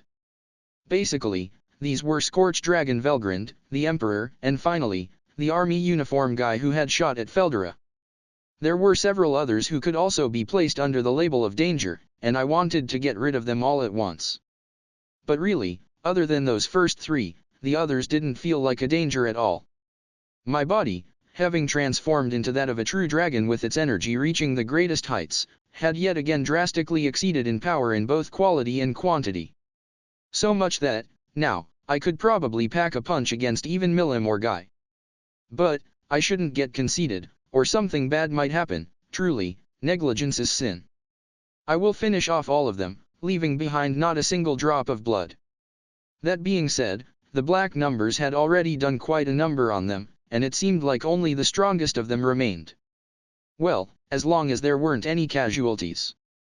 Were they following my order to not die? I'll worry about that later. As there was an enraged Velgrand approaching as we speak. First, I think I should let Feldera come out using Storm Dragon Release. My energy wasn't always at full capacity, probably because I let Feldera roam freely. But because Feldera's power was overflowing into me, the circulation had caused a revitalization effect on my body. Before attaining the nature of a true dragon, I had been using a large portion of energy to maintain releasing Feldera, but that neither caused me inconvenience nor did I particularly feel anything from it. But now, I only needed to allocate around 30% of my energy for the upkeep. Well, there weren't any problems using large-scale magic despite that, so I didn't think too deeply about it. Thinking that, as I was about to perform Storm Dragon Release. Wait. I requested that Wisdom Lord to enhance my skills. Alert. Currently in the process of synchronization of Master and Individual, Feldera's abilities. Currently engaged in evolving Investigation King Faust into Chaos Lord Nyarlathotep. Please delay usage of Storm Dragon Release until completion. Both of them stopped me. Apparently it was Feldera's request. She hadn't informed me, so that must have been the case. I wanted to tell them to do it some other time, but it's probably something that can't be done after releasing. I guess it couldn't be helped, and would be harder to do later, but then. Solution. From the analysis of individual, Feldera's skills, ability to evolve ultimate skill Storm King Feldera confirmed. Consequently, ultimate skill Covenant King Uriel will be erased. Would you like to synthesize ultimate skill Stellar Wind Lord Haster? Yes/no. Wisdom Lord Raphael informs me almost as a side note. Good lord. This Raphael-san doesn't intend to slow down at all. To think of reconstructing skills mid-fight, just how relaxed was she? As if Scorched Dragon Velgrand didn't matter at all. For now, it's a no. Really, I did still have Gluttony King Belzebuth, but that didn't mean we should let our guard down. Rather, to fight a true dragon with only Belzebuth? Aren't you overestimating me a bit too much? I kept thinking. After this battle, along with my subordinates getting their Demon Lord ascensions done with, I guess I'll also undergo a massive skill overhaul. Just what was I going to be made to become? I decided to think about it later. Now then, what to do about this Scorched Dragon? The quality and quantity of my energy had increased, and so had my strength. I was thinking of testing out these powers, and wanted to dive into battle, but as Wisdom Lord Raphael was in the process of refining Feldera's skills, close quarters combat seemed like a bad idea. I guess it wasn't too bad to fight head-on, but getting damaged on top of using up energy for attacks could make things troublesome. I didn't want any weird effects from damage. Therefore, I wanted to maintain some distance, and finish this with ranged attacks. This was strategy, not cowardice. If I could win easily, I shouldn't hesitate and just do it. Though I say that, I didn't really have many ranged attack options. Covenant King Uriel's Severance series abilities were powerful, but their effective range was rather small. It was a fearsome power like Dimension Severance, so obviously it was restricted to a certain range. So that leaves magic. Among the nuclear magics, there was one emission-type attack more suited to ranged combat. Nuclear cannon, a type of laser cannon. It was relatively easy to control, so human great mages seemed to prefer it. That is to say, it was the easiest to control of the nuclear magics. Furthermore, the cost performance was pretty good too. Right now, my mana recovery rate was higher than its usage cost, so I could fire all I wanted without worrying about depletion. That catch was, it definitely wouldn't have any effect on Velgrund. This was an emission attack that used concentrated mana particles, but at the end of the day, it was a heat-based attack. Against Velgrund, who governed heat, it would be useless. Even if it was overlapped with the effects of ultimate skills, she could probably easily resist it. It was the most powerful of the emission-type attacks, but it was useless if there was no effect. Really, what to do? It suddenly came to me. There was a new ability added to Storm King Feldera. Reconstructed from Storm Blast, it was an ability called Storm Lightning. At present, it was in fact the strongest long-range attack in my possession. This may just work on Velgrund from a distance. I wanted to try out this Storm Lightning right away, but I happened to notice another thing I just had to try. Blade Storm, crystallization, transforming into a blade core. It'd been really bothering me for a while now. What was this thing? That said, I couldn't let my guard down around Raphael-san. What in the world do you have to do to evolve this overpowered Storm King Feldera into an Stellar Wind Lord Haster? I had not idea at all. Apparently it would integrate with Covenant King Uriel, but what about the usability? Well, whatever. The Blade Storm did seem interesting, but it looked like it was a non-ranged power. I'll ignore it for now. I don't even know what I'm supposed to crystallize in the first place. Solution. Ranged attacks possible with Blade Storm. Condensing the full spirit strength of Storm King Feldera, it is possible to launch a vectorized energy blast. Unlike Storm Dragon Release, which is being withheld to reconnect the Soul Corridor, it is possible to use this at present. So crystallization means, the power from releasing Feldera, is directly injected into a sword? Which would mean that this sword represented all of Feldera's power. Solution. That inference can be considered correct. Okay. It's probably like Feldera and me attacking at once, so it's the most powerful attack I have right now. Since I decided not to relax, I'll go for it. I timidly attempted to perform the Blade Storm. Alert. Individual, Feldera's consent affirmed. Initializing crystallization. Right then, the handle of my sword crystallized with a purple glow. I felt my hand connected to Feldera through the sword. It seemed that the sword had become part of my body. As expected, my energy levels dropped by 30%. As I thought, it wasn't the summoning, but the release that drained the 30%. And the crystallization seemed to cause the same effect. In other words, this sword was like the manifestation of all of Feldera's energy. Along with the Blade Storm, as if right on time, Velgrund started to move. It was a good time as any, so as a little test, I made a swing at Velgrund. Well, it was more a thoughtless flick of the wrist really. And seeing that move, Velgrund attempted a dodge. It was likely a normal reaction for her. Or maybe, it was her instincts doing the work. But as a result, that very act of evasion saved her life. A single swing of that sword had pierced the heavens, and split the seas. Literally. The deadly shockwave had no resemblance to the action of a sword, and cut down Velgrund's wings mid-evasion. Its strength still not waning, It split multiple Imperial airships in two along its path. And it didn't end there either. The energy of the swing even cut apart the ocean. The waters divided. I couldn't represent what unfolded below me in any other words. Something like an electric field coating the split ocean was keeping the waters apart. The released energy seemed to be further increasing the gap. What kind of joke is this? I think I had the right to think that. I didn't mean to do this at all, it was only a simple swing. Et voila the result, I also felt a large quantity of my energy being used up. Report. Failure occurred in controlling, Sword of Tempest. Energy usage was higher than predicted. Failure, huh? That ain't the problem. No one cares about the energy usage. Well, it's certainly not good, but back to the point. The point was, the output. We literally broke the ocean, damn it. Normal environmental destruction looks like a joke in comparison.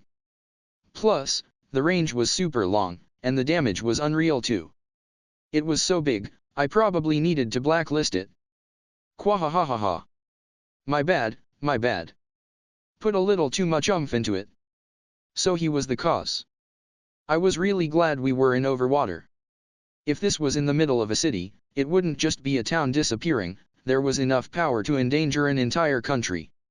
It seemed that control was divided between the wills of both me and Feldera, and it seemed like the output this time was caused by Feldera. Does that mean, if I also wanted to attack, the output would be even higher? That's too scary. This sword is too dangerous, it felt like a cheat item. Hey, that was way overboard, you know? Look, even your big sis looks like she doesn't understand what just happened, and is totally out of it. Heh, that's fine. If it's my elder sister, she wouldn't die even if she took a direct hit. That isn't the point. But enough, I'll be controlling the output from now on. Yeah, got it. No problem. Geez Louise. If this happened every time, sooner or later places would become uninhabitable.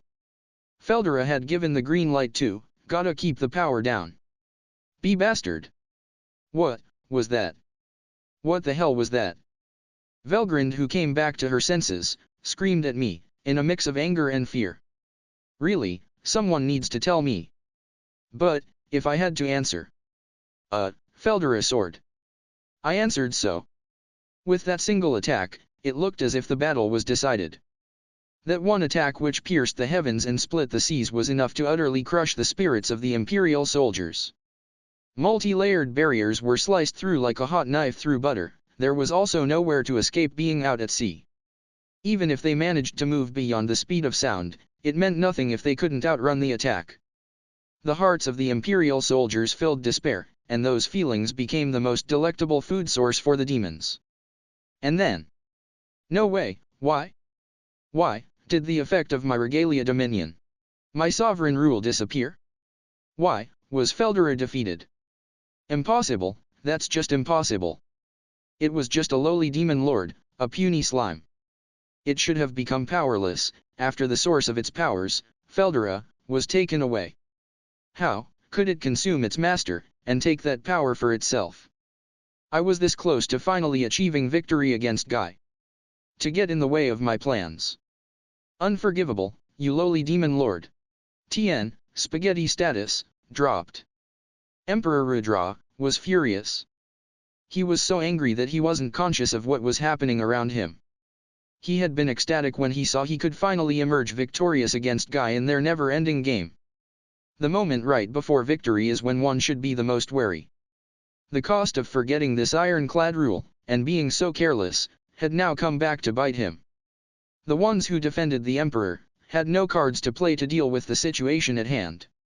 Everything was happening too fast. With no means to turn the tide in the present situation, the act now moved towards the finale. Now for something off-topic, but not totally unrelated. The cause of the calamity being a battle between true dragons would be verified by scholars in the future. But, the real cause was something else. The emergence of the sea monsters in the calamity-stricken seas was caused by that one swing of the Feldera sword. The energy overflowing from that attack pressured and pushed aside the seawater. That phenomenon lasted a fairly long amount of time, which resulted in noxious amounts of demonic energy settling into the depths of the ocean. Thereafter great amounts of that energy gradually spread throughout the ocean, causing ludicrous changes to the ecosystem. Although the calamity was named the scorching tempest, the massive downpour from the evaporated seawater couldn't have caused such an impact on the ecosystem. In truth, the clash between Feldera and Velgrund couldn't have caused this much damage. Of course, the location was obviously amazingly lucky, but there was no way it was planned by the perpetrators. The point was, the resulting after effects of that single attack would be the cause of headaches for future historians, but the truth of what transpired would never be known to the world. TN, author's words. I was concentrating more on the material, so the revision is lacking. Deepest apologies. I hope to start that in the matter of replies from tomorrow. Replying to everyone may be impossible, but I am reading all of it. Please understand, thank you. Translator's rant. So this chapter looks like it will make it in time, Gao. This is all thanks to our local god Sushi-sama. I'm just a lazy lion who can't meet deadlines, orts, but I do consider myself lucky for all the help. That includes many of you in the comments too. I haven't updated the TL/DR section it seems. I'll try to do it soon. Though back to the point, Sushi helped me edit and finish this in time, so he is more or less half the translator for this chapter. We'd probably be late every week without him, lol. So next chapter tomorrow, hopefully the same time as this one. Until then, see you in another chapter, Gao. If you find any errors, broken links, non-standard content, etc., please let us know so we can fix it as soon as possible. Chapter 177, The Black Numbers. When the demons were summoned on Rimura's command, even the upper echelons of the Imperial Army recognized the bizarreness of the situation. Major General Xamd was one of them. As the demon summoning gate manifested. You unbelievable. For the summon gate to be that huge. He couldn't help but hear such things muttered by a subordinate's mage. Energy analysis began immediately, and they finally understood the predicament they were in. The demons that had been summoned, each and every one of them were demonic beings that surpassed the rank of greater demons. That's just how much war potential does he have? Words of trying not to face the reality before them start leaking out. Greatum, who clearly heard those words, turned his attention onto Major General Xamd. There wasn't much point in hiding it. Xamd had simply spoken the facts for what they were. Which was, that an army of demons with the strength to overpower their own imperial army had appeared. Even if they outnumber them, there wasn't much that could be done to cover the difference in quality. They would be slaughtered if they didn't try and do something about it. Even if the brass, including himself, could survive, all the regular soldiers would get massacred. Greatum didn't want to believe it, but Major General Xamd wasn't the type of guy who joked around. Tisk. We underestimated him because it was only a demon lord. It was too late for regrets now. Now was time to do whatever possible. As the Emperor was also there, they couldn't take any disgraceful actions. Greatum made his decision, activated the teleportation magic circle, went to where his forces were standing by, and took direct command. The members of the Beast Corps were the cream of the crop, hand-picked and trained by Beast King Greatum himself. It was a gathering of strong individuals, with rumors saying they are descendants of ancient heroes. And their demon beasts partners, were said to be a rank in terms of power. Battle chimeras, demon beasts which were born from selective breeding after DNA analysis. They were seen as a type of weapon, having combat-oriented abilities. And it was obvious that the core members who had tamed them, were also ranked above A in terms of capability. Their strength when battling together on land, were said to be second to none. But currently they were above the sea, which put them at a disadvantage.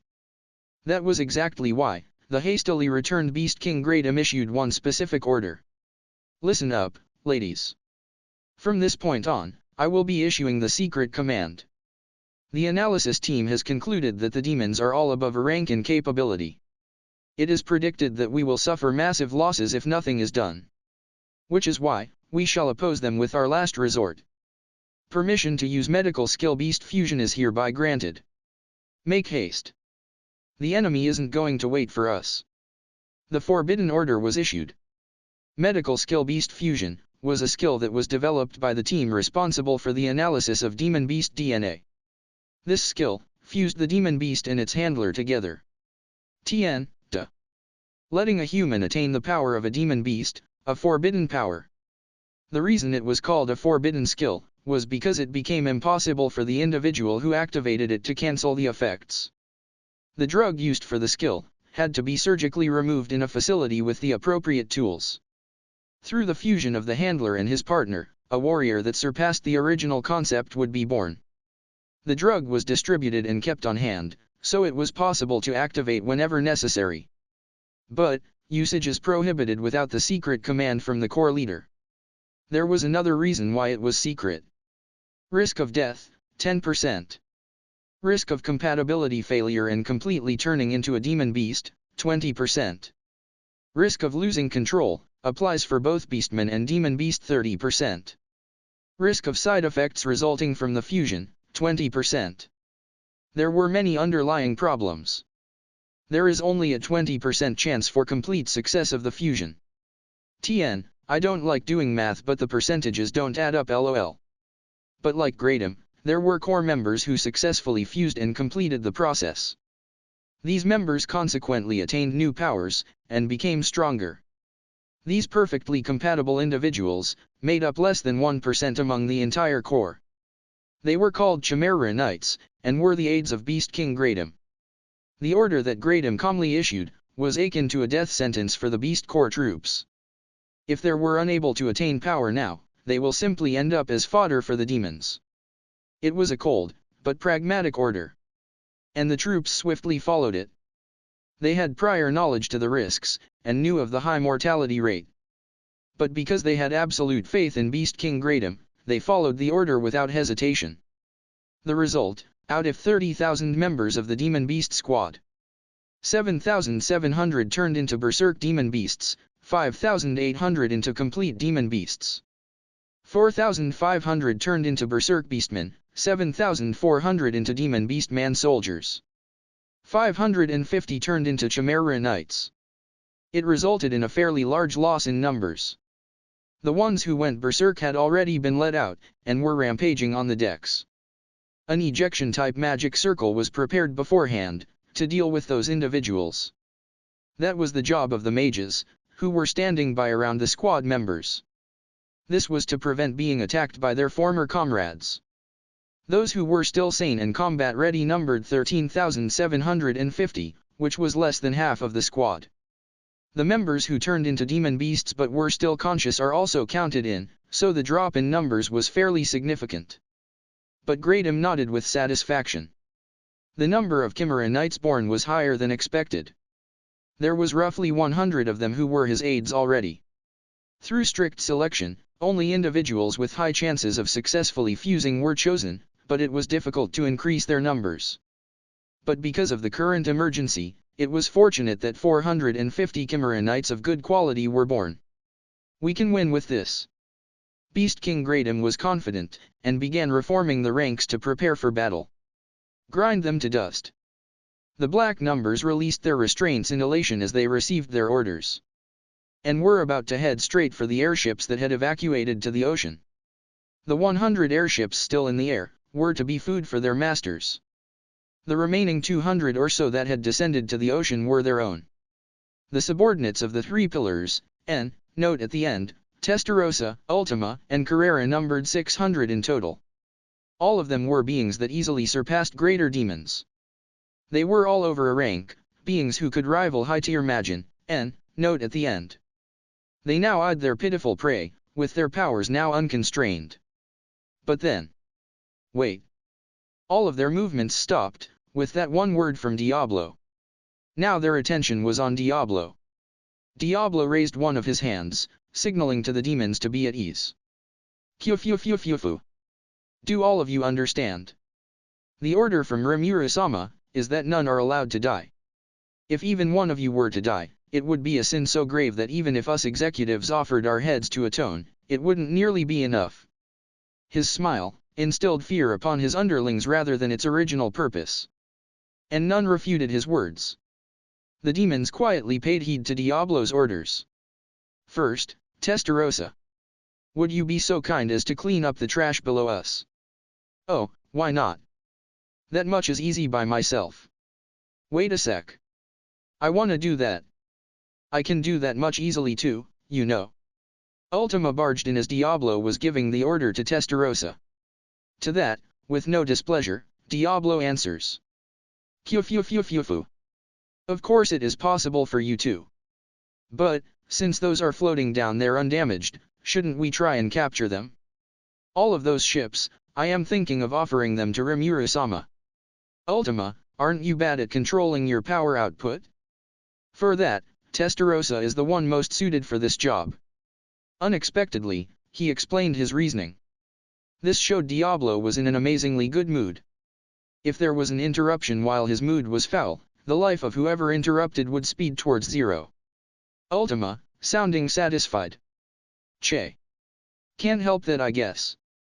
True, it isn't what I'm good at. She seems to have given up her selfish thoughts. Yufufu. Well then, I'll be of. A moment. Take Venom with you. What for? We've been given the order to wipe them out. Have I not said? None are allowed to escape. We shall put the Demon Chevalier to use, for that purpose. Understood. They will be of use, as bloodhounds. I shall borrow them. Moss, you are next in terms of capability behind us four pillars. As long as you heed the order to not die, you can do as you please. Cien, you shall take control of the remainder, and sweep up any who intend to escape. Testarossa gave out the orders for her minions, and swiftly took action towards her prey. Venom looked at Diablo, and looked like he wanted to say something for a split second, but only gave a bow seeming like he had given up, and left following behind Testarossa. So, are you going to go after the Emperor, Diablo? No, that unfortunately looks impossible. Why's that? Unexpectedly, Carrera replied with interest to what Diablo just said. Carrera was known to show no interest, and totally ignore anything others said. The Emperor has an absolute barrier. Just as he was saying that, Diablo suddenly shot out a nuclear cannon. The ultra-long-distance blast nuclear cannon, maintaining speeds at over 10 times the speed of sound, pierced the defense barriers of the airship. And without losing any momentum, made direct contact with the Emperor. But, the Emperor was uninjured. The knights protecting the Emperor didn't even move, as if they knew the result. Did you see that? The royal knights protecting the Emperor didn't even move. That shows they have confidence that the defense field will not be penetrated. It would seem that the Emperor wields an ultimate skill. One of the Angel series. The Angel series is known to have high defensive properties. The defenses that the Emperor has are probably the highest of them all. Analysis showed it to be Castle Guard. Using the loyalty of the subordinates around him as energy, he is invincible as long as he has loyal retainers nearby. To put it simply, if we do not clean out the Imperial soldiers, we have no means to kill the Emperor. Surprising you could tell that much. Ultima. Color me impressed as well. There was no way to tell, just from looking at them. Carrera. That much was obvious, with the help of a certain someone. Bragged Diablo, while the other two looked at him dubiously. Clearing his throat to divert their attention, Diablo pushed to finish the conversation. Well, that's the gist of it. I would like for you all to clear out the flies around the Emperor. Carrera, you take the man in uniform. Ultima, you deal with any remaining distinct individuals. All other remaining demon nobles besides Moss and Cien are to support Ultima. As you wish. Accepting their orders, the demons flew off. But right before Ultima and Carrera took off. Huh? What are you going to do, Diablo? Ultima asked, having finally noticed. Diablo looked like he shuddered. But calmly. I have something important to do, said Diablo. The two felt even more suspicious now. Wait a minute, Diablo. What are you being so secretive about? He reluctantly answers Carrera. My role is to watch over our majestic Rimuru-sama. This is a role so important, that it isn't something I could task others with. He declared in a fit. Wait a sec. What's with that? I wanna see Rimuru-sama's greatness too. Ultima. Huh? Are you gonna hog all that fun for yourself? Even if you're our superior, that's power abuse, you know. Carrera. The two devil lords voiced their objections. But at the same time, they now understood why he so quickly dispatched the haughty Testarossa. Diablo was their direct superior. If all three of them were together they could have appealed, but there was only two of them now, so the odds are not in their favor. In the end they could only accept it, all the while griping about it. Hey. I can do whatever the hell I want, right? Ultima. Yes, of course. Diablo. I can destroy everything that's floating in the sky, right? Definitely. Diablo was conceding as much as possible, to improve the moods of Ultima and Carrera. Them being this easy to convince was quite a bargain. Alright then. There seems to be some who look very tasty, so I shall give in this time. Carrera. Yep. I want to rampage around too, to vent off some of this frustration. Ultima. Sounding like they conceded, the two of them flew off. They also gave orders to the remaining demons who were standing by around them, as though an afterthought. You guys, spread out. Get under CN's command, and show no mercy to anyone who tries to leave this airspace. Carrera shrieked ventingly, and the demons moved out in unison. Grind them to dust. Intending to follow their orders to the letter, the demons set up a full perimeter surrounding the Imperial fleet. Soon, the decisive battles in the air, and on sea level would begin. Diablo smirked, pleased that everything was going just as planned. Through observing his beloved master's battle nearby, he would improve himself. And with this battle, to give the remaining demons the opportunity to experience battle in the truest sense, that was the main objective. Surviving the odds, and attaining strength. The abilities of their corporeal bodies, were the best they could hope to attain. What remained, would be the skills within those bodies. This applied to Testarossa, Ultima, and Carrera too. Power that was simply given to them, could never compare to the shine of one that was mastered, obtained by themselves. Providing them with an enemy, and having them break through that obstacle. Demons were one of the most powerful races. While they were weak in their inferior stages when compared to angels and spirits, that position was switched the moment they reached the upper classes. As growth is slow, many would fall and perish in the process, but those who managed to reach the higher tiers would become unchallenged.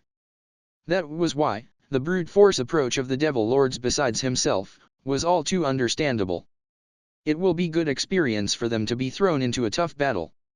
Now, for them to survive the ordeal. Hopefully they make it out in one piece. Fu. Diablo's smile widened, as he snickered in anticipation. Notes. Pillars, it's like a collective noun, a counter one might say. In Japanese it's used for counting nobility, gods etc. Imagine, powerful elite monsters, like Oni, or Tengu. Benimaru and the bunch would count. Editor's rant. Gao, another week, another 3 chapter. This was one of those cliffhangers, lol. It seems all the Sunday chapters may be cliffhangers. Maybe you know if you read Sushi's disclaimer, laughs evilly. Anyway. These next few chapters will be flashback to the demon's actions until Emperor spilled his spaghetti. They're pretty intense battles, so please don't blow them off. I especially like the aspect of Carrera v Kondo. Instant ship. Ahem. Well. See you all next week in yet another chapter. Gao.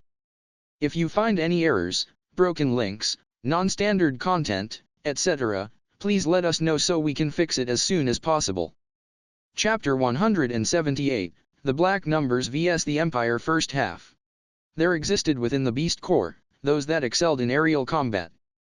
However, that was only possible provided stable foothold. For the demonic beasts who were inferior in continuous flight ability, combat in the skies put them at a disadvantage. After all, their landing spots were easily predictable, they would be sniped, and that would be the end of them. In spite of that, the 7,700 Berserk Demonic Beast, and the 4,500 Berserk Beastmen all faced themselves towards the sky. Up until now they weren't able to recognize friend from foe, and simply attacked each other. They had been ejected out at the surface deck of the 200 airships, a spot you could hardly call spacious. It wasn't narrow, but nor was it wide enough to move freely around in. That was why they had followed their instincts and began to show off their strength. But all turned towards the skies. The reason was simple and clear. Their instincts flared, something like the fundamental root of terror, a danger. They noticed it coming closer. Testarossa simply scowled at them with an uninterested look. What she witnessed was a group of idiots thrashing about aboard the airship she planned to present to Demon Lord Rimuru. Then, she was fed up with the group of visibly insane beasts flying towards her. Ah! So gross. If I don't clean this up soon, I'll be covered in filth. And, despite being beasts, to misjudge bravery for such suicidal stupidity, how foolish. But then if you've gone mad, I guess it can't be helped. At the very least, accept my merciful blessing. Thinking so, with neither hesitation nor inaccuracy she released Death Streak at a location where the airships were densely packed. All airships within the range of a perfect sphere were stricken with death. The death ray also affected the oceans, and all exposed sea life perished. Can't you hold back a little? We can't get a turn this way, can we? Venom asked Testarossa, bewildered. Yuri still no good. Please take a good look. There are some survivors, see? She said, ridiculing the shallowness of Venom's experience. Testarossa's magic perception had certainly grasped the presence of several survivors. Demonic beasts held the properties of both monster and beast, the flesh they were bound to was a big factor. In other words, they couldn't endure Death Streak. Even if they were to take on a demonic beast's strength with a human base, in the end, the flesh it was bound to would be destroyed by the death ray. In other words, those who survived under the effects of this spell were either spirit forms, or those who had perfect compatibility with demonic elements. No, they could perhaps also be sages who had acquired perfect control over their bodies. In any case, only those who had surpassed a certain threshold could endure it. Survivors, is it? Interesting, it looks like we too can have some fun. Venom's eyes thinned as he grinned, and he transferred over to his subordinates who were poised for combat. One could say that Beast King Greydom, on that very moment, had understood the true meaning of terror and danger. In the middle of organizing his formation, his subordinates started spewing blood as they began to fall. The survivors numbered less than 100. To begin with, Greydom's subordinates were only composed of his countrymen who had been fighting alongside him for several decades. This time, those who had successfully evolved into a Chimera Knight, due to the shortage of demonic beasts to consume, had been terribly weakened. They obtained the unique skill bodily manipulation, and without ever being to use it, had passed on. Since it was at a level where even a Chimera Knight would die, it was unnecessary to inquire what happened to the others. Enraged, mortified, and terrified. Those emotions stirred in Greydom's heart. With a single spell cast, and the majority of his forces had been lost. It was an spell so almighty that magic barriers were pointless before it. To begin with, the elite mages had been transferred over to the airships high above, and thus this blunder caused the defensive barriers of the 200 airships at sea level to weaken. In other words, this was Greydom's blunder. If the enemy was a high-class demon, it was necessary to assume they would use wide-scale attack magic. In any case, even though the use of such a powerful spell was beyond expectations, the number of survivors was above what was expected. You'll pay, you demons.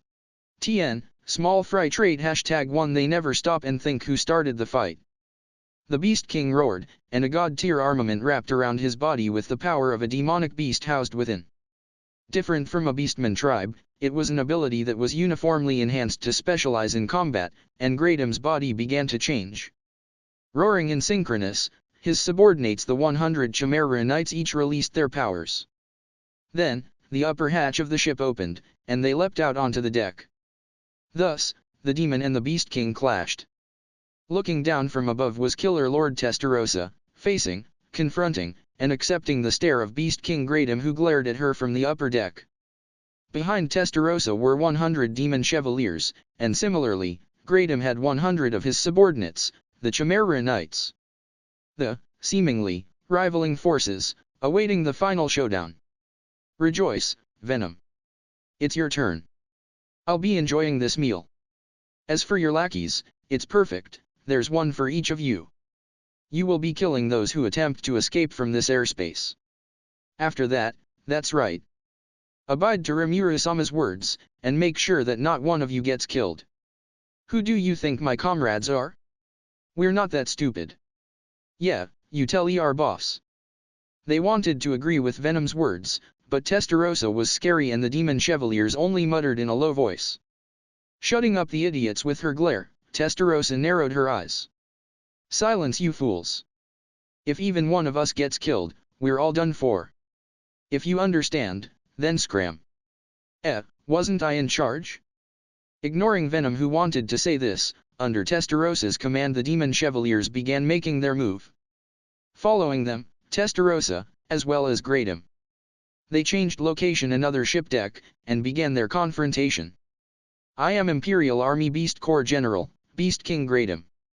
I am Demon Lord Rimuru-sama's lowly and faithful servant, Killer Lord Testarossa. Tien, Greydom used Diru, whereas Testarossa used Dsowa. To Greydom's battle cry, Testarossa replied gracefully. And so, the match began, and then ended in an instant. Die, you filthy demon. Ultimate gift alternative activate. Take this, the Beast King's rage. Beast King. Shut it. Your attack name is too long. Beast King Greydom's body, clad in a shining god-class armor, was unable to resist the black greatsword death blade Testarossa wielded, and was sliced to ribbons. It was a sword of death, formed by condensed black flames that became the key to activate Death Streak. The annihilation effect of the ultimate skill Testarossa obtained as soon as she ascended Hell King Burial granted an instant death. Hell King, tentative to change. The Hell King Burial was similar to Rumina's skill, both governing life and death. However, in contrast, it was more focused on the death aspect. Based off of that, it could be considered inferior to Rumina's ultimate skill Lustful King Asmodeus, but if one were to only consider combat potential, then there was no inferiority to point out. Even if a fatal blow were avoided, Testarossa wasn't serious at all. She swung her sword merely with the intention to shut him up, and yet it ended up dealing a deadly blow. In any case, as for Beast King Greydom, his opponent was simply too strong. If this happened before her Demon Lord ascension, it would definitely have been a slightly better fight, but the ascended Testarossa was one of the strongest in Tempest. But against a certain red-haired demon, she still had nothing. Goo, ri, ridiculous. Why Yuri too strong? But, my subordinates, they'll. Greydom uttered with the last of his strength, however his hopes had already been shattered. Not a single one of his men were able to triumph against the Demon Chevaliers, and had been defeated. It was a reasonably well-fought battle, but in the end they only ended up as experience points for the demons. How could this? Why, Your Majesty, my apology. And so, an elite, even by the Empire's standards, Beast King Greydom faced a sorrowful end. And thus, the Beast Corps was annihilated, and wiped off the face of the earth. Making a quick glance with magic perception to make sure there were no signs of life, Testarossa took off from the vessel. Even though she deemed it unnecessary, she headed off to assist the others. The Demon Chevaliers followed behind her. As expected, I didn't get a turn. Venom complained, but nobody was there anymore. After Testarossa had gone, a single man walked out of the flagship. He surveilled the sky, after confirming the demons have left. Oh boy! Even someone as awesome as me can't win against a monster like that yet. But yeah, perfect timing. I wanted to kill Greydom, but it looks like he's been cooked already, I'll dig in then.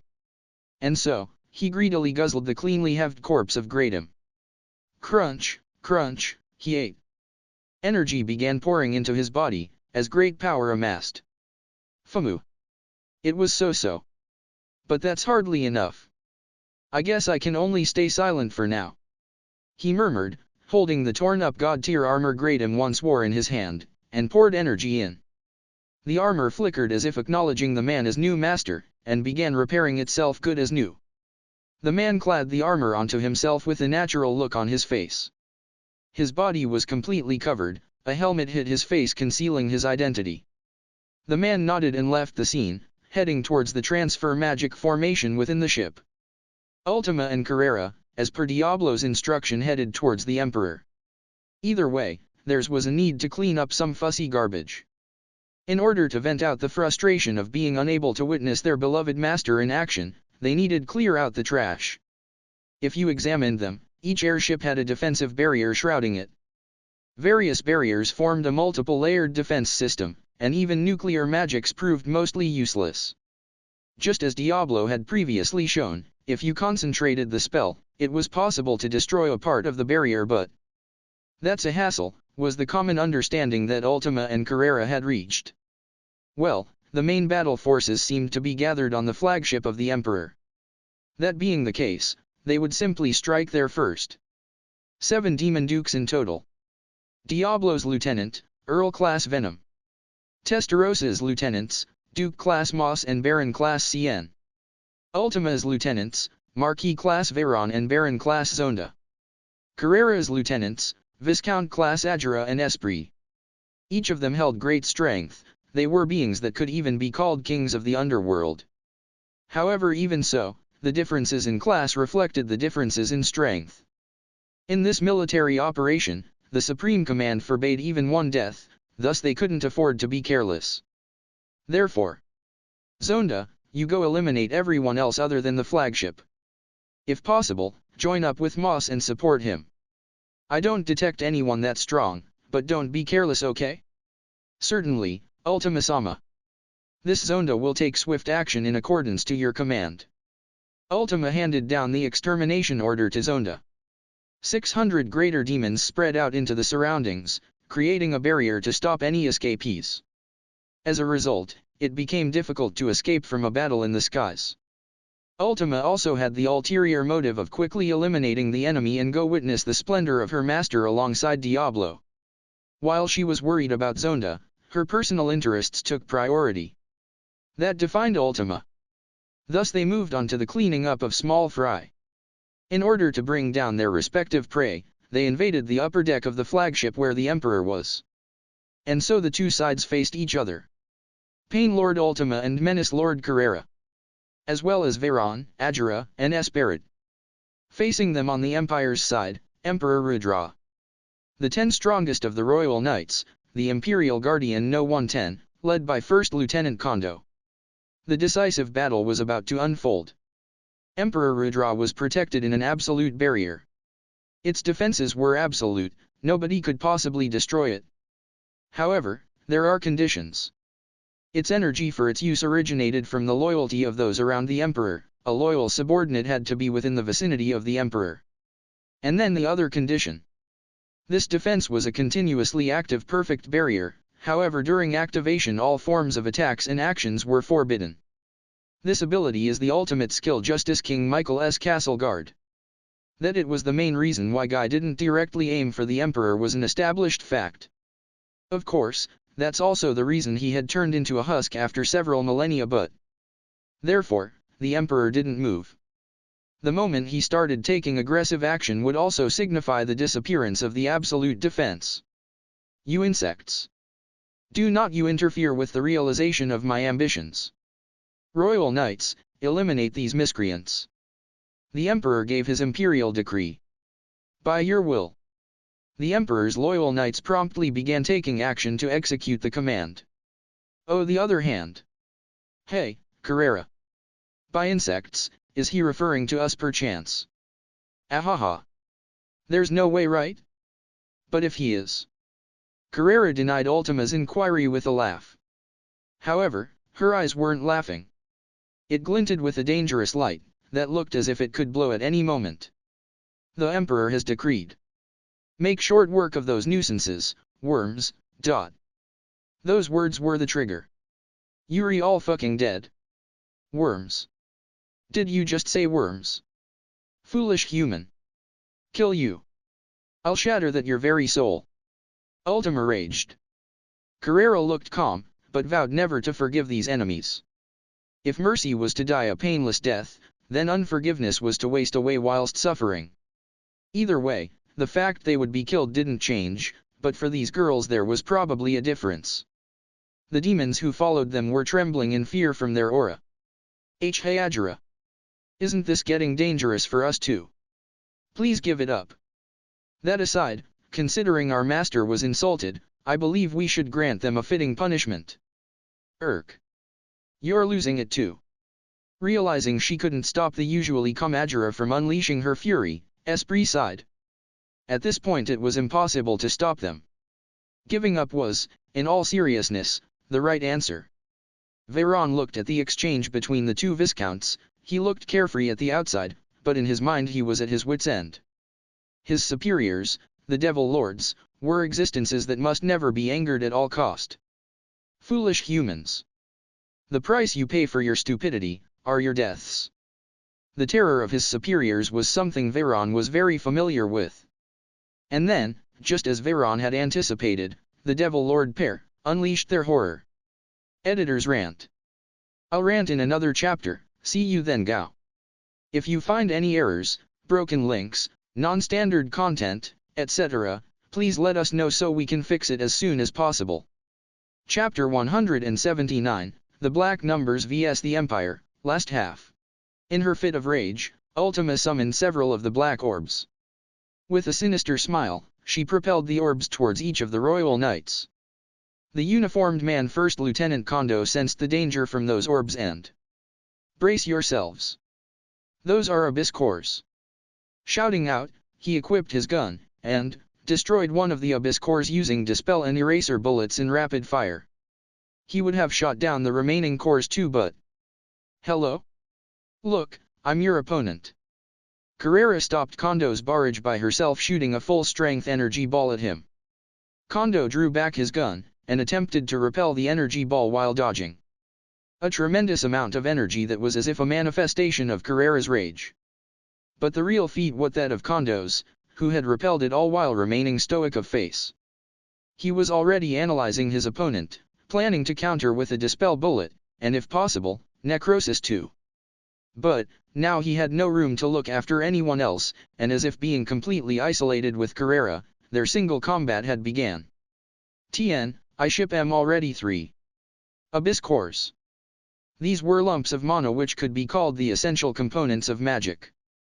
Pumping them with ridiculous amounts of mana, a genuine death ray, the death streak would be made. Releasing them as is would manifest nuclear flame.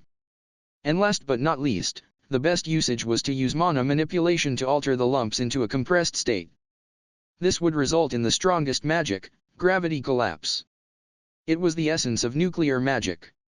On a similar note, nuclear cannon was made by exploding a few abyss core inside a tubular magic barrier, and pointing that energy in some arbitrary direction. It was easy to do, and was the easiest to control. Therefore, even at sizes as small as a fist's, the Royal Knights clearly understood the power of a simple abyss core. Impossible. How are there so many of these huge abyss cores? If those things blew up, this whole place will be gone. The mage's barriers won't hold. All hands, eliminate those cores. And all of them made their moves. If left as is, and multiple nuclear flames were blasted, their emperor should still be safe. But the majority of the airships in the sky would undoubtedly be destroyed by the explosion. Not to mention, they couldn't allow such explosions near the emperor even if he were to be safe. What monstrosity? To summon so many large abyss cores without any problem. That was the honest impression of the Royal Knights. The strongest among them had used their holy magic to counterbalance, and successfully suppress the abyss cores. But 5 of them were still desperately trying to suppress the mana overflow. BZZT. Sorry, TIME's up. With an innocent delight, came Ultima's sinister announcement. And at the same time, the abyss cores began their transformation. Squirming tentacles of black fire coiled around the desperate 5 Royal Knights. This was the magic alteration ability of the ultimate skill attained by Ultima, Poison King Samael.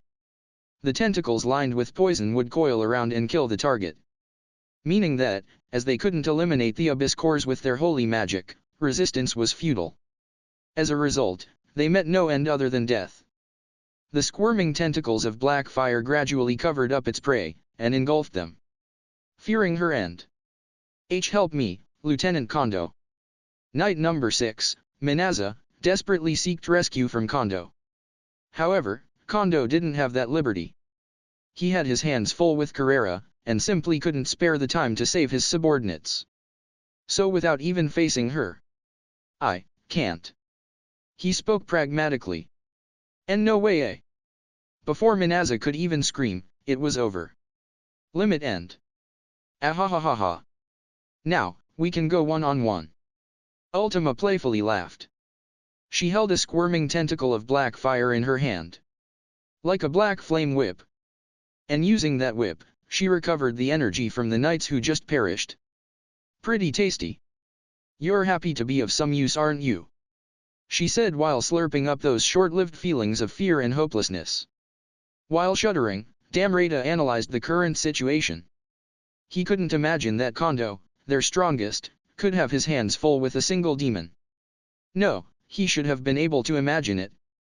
He knew about the peculiarity of Demon Lord Rimuru, so judging from the strength of Diablo who he had witnessed at the tournament, it wouldn't completely be out of the question. Except, that he had taken those factors into consideration and concluded that the Empire was stronger. At that time, he had believed that that was their full strength, and trusted that the status hadn't changed presently. That strength at the tournament was on par with the lower-ranked Royal Knights. They were honestly impressive. However, they, the Knights, themselves possessed the ultimate gift alternative. If one of the lower Knights weren't enough, they could team up. Did they grow stronger? No. They weren't going all out at the tournament. Thinking that the Knights number 610 would put up evenly with the ones called the Four Heavenly Kings was a complete mistake. And now, the cheerful female-looking demon in front of them seemed incomparably stronger than the Four Kings. Even archdemons would be a laughing stock. Surpassing even demon dukes, as if it was like a second coming of Guy Crimson.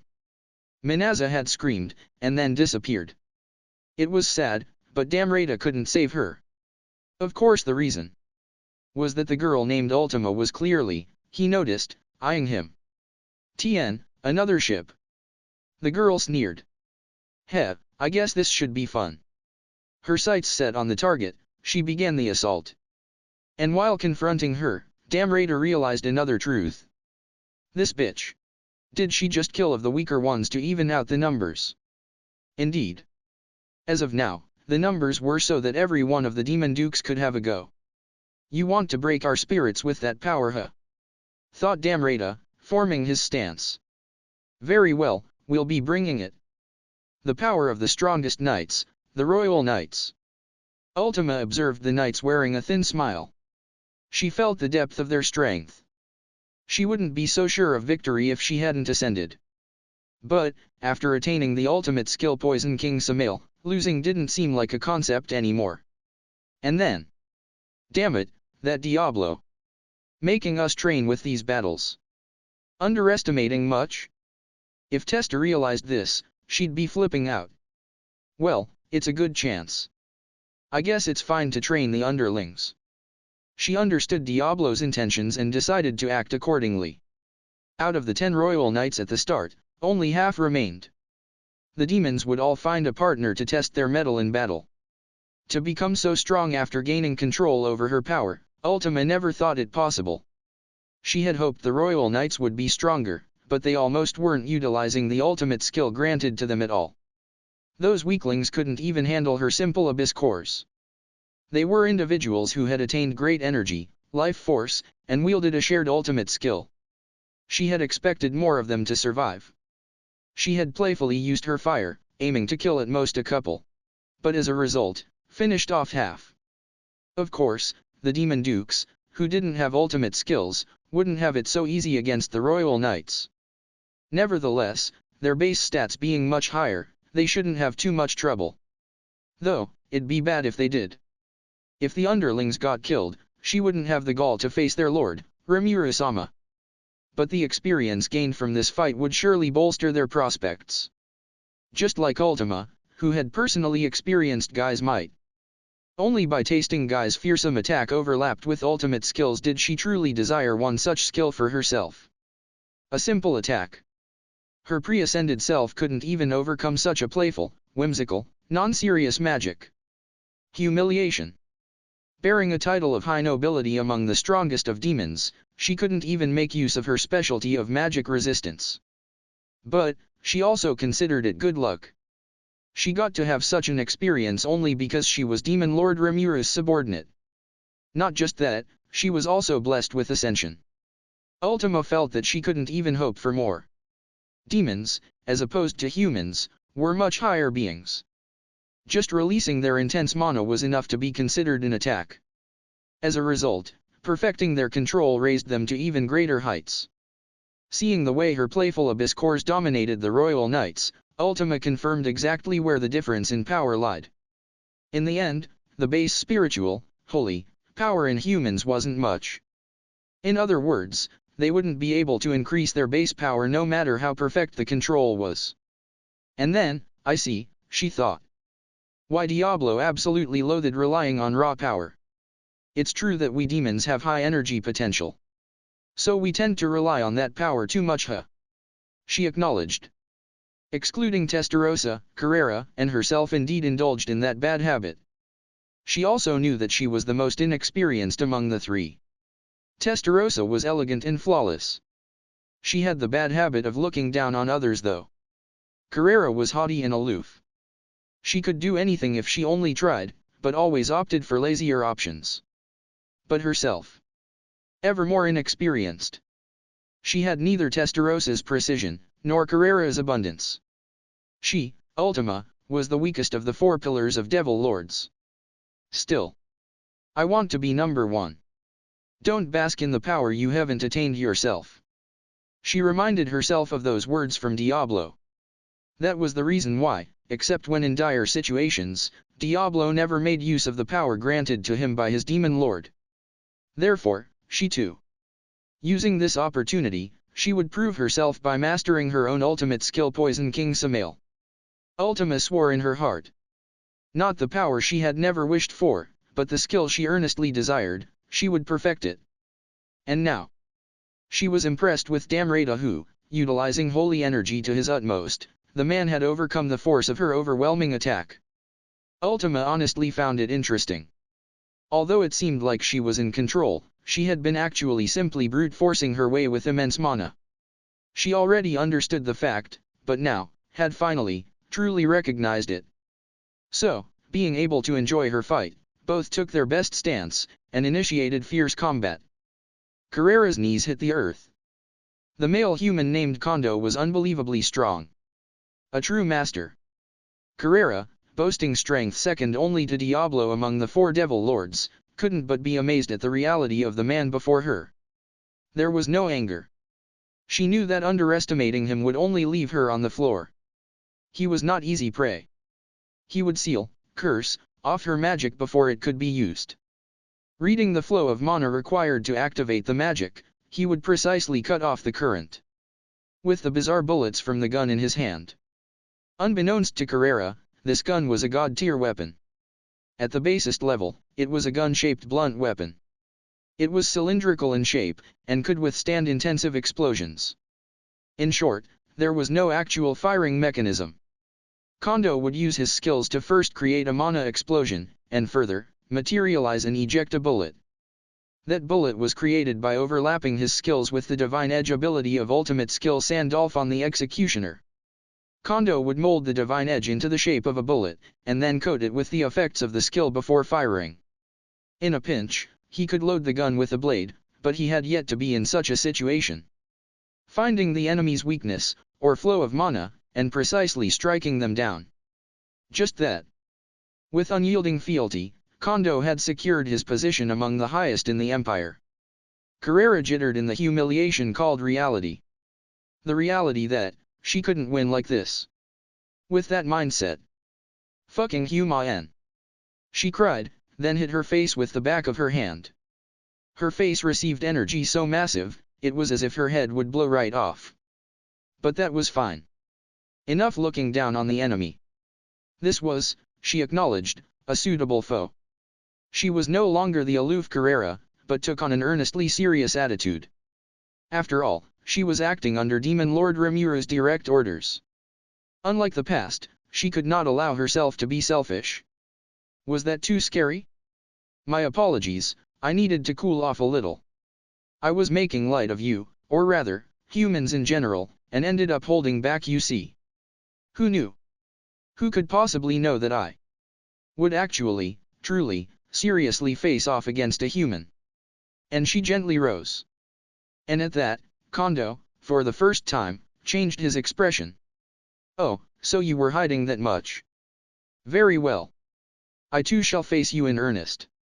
After having spoken, for the first time, Kondo donned his armor. Materialized though willpower, it was his former Imperial Army official uniform. It symbolized, for First Lieutenant Kondo, his battle dress, and furthermore, this uniform was a god-tiered armor. Carrera stood, and released her rich mana. And loyal servant of Demon Lord Rimuru-sama, I am Carrera, Menace Lord. In the name of the Menace Lord, I vow to kill you, she declared. Former Imperial Army First Lieutenant, Kondo Tatsuya. Presently acting as leader of the Emperor's personal knights. I shall rise to that challenge, responded Kondo. The two sized each other up, and released their power. Carrera, at the precise moment, awakened to the power manifesting as a result of her determination ultimate skill Extinction King Abaddon and grasped for it. Until now, she had been fighting solely with her seemingly absolute demonic power. However, that was not enough. She would never reach the ones called ultimates. Whether it be Diablo, or this Kondo fellow. To say nothing of Guy Crimson, or the Demon Lord Brass. It was not enough to only think of increasing her strength. If that was the case, just like her defeat against Guy's magic, she would end up only as fodder for the strong no matter how much she struggled. This, she would absolutely never allow. She had always felt a raging power inside her, but finally, she decided to appreciate it. She would not just control, but liberate it. Mind power, I shall name thee. Beko Meth Mine, skill, Abaddon, and be liberated from thine shackles. And she attained it. Leaving nothing behind, the absolute power. Ultimate skill Extinction King Abaddon. This was the fearsome skill, that, symbolizing Carrera's strength, would bring nothing but annihilation unto any hostiles. Meeting such a formidable foe sparked in her, for the first time, a deep desire for power. Facing Kondo, one she desired to kill more than Guy, Carrera focused. It was at that moment. An intense flash followed by an immense surge assaulted the Imperial Aerial Fighter Legion. Rimuru had fired his Feldera sword. The airship's crews were in a panic. The Emperor, who was, until now, under the safety of Castle Guard, and was focusing on controlling Feldera. No way, why? Why, did the effect of my Regalia Dominion, my sovereign rule disappear? Why, was Feldera defeated? Impossible, that's just impossible. It was just a lowly demon lord, a puny slime. It should have become powerless, after the source of its powers, Feldera, was taken away. How could it consume its master, and take that power for itself? I was this close to finally achieving victory against Guy. To get in the way of my plans. Unforgivable, you lowly demon lord. Tien, spaghetti status, dropped. Shouted out and stood up.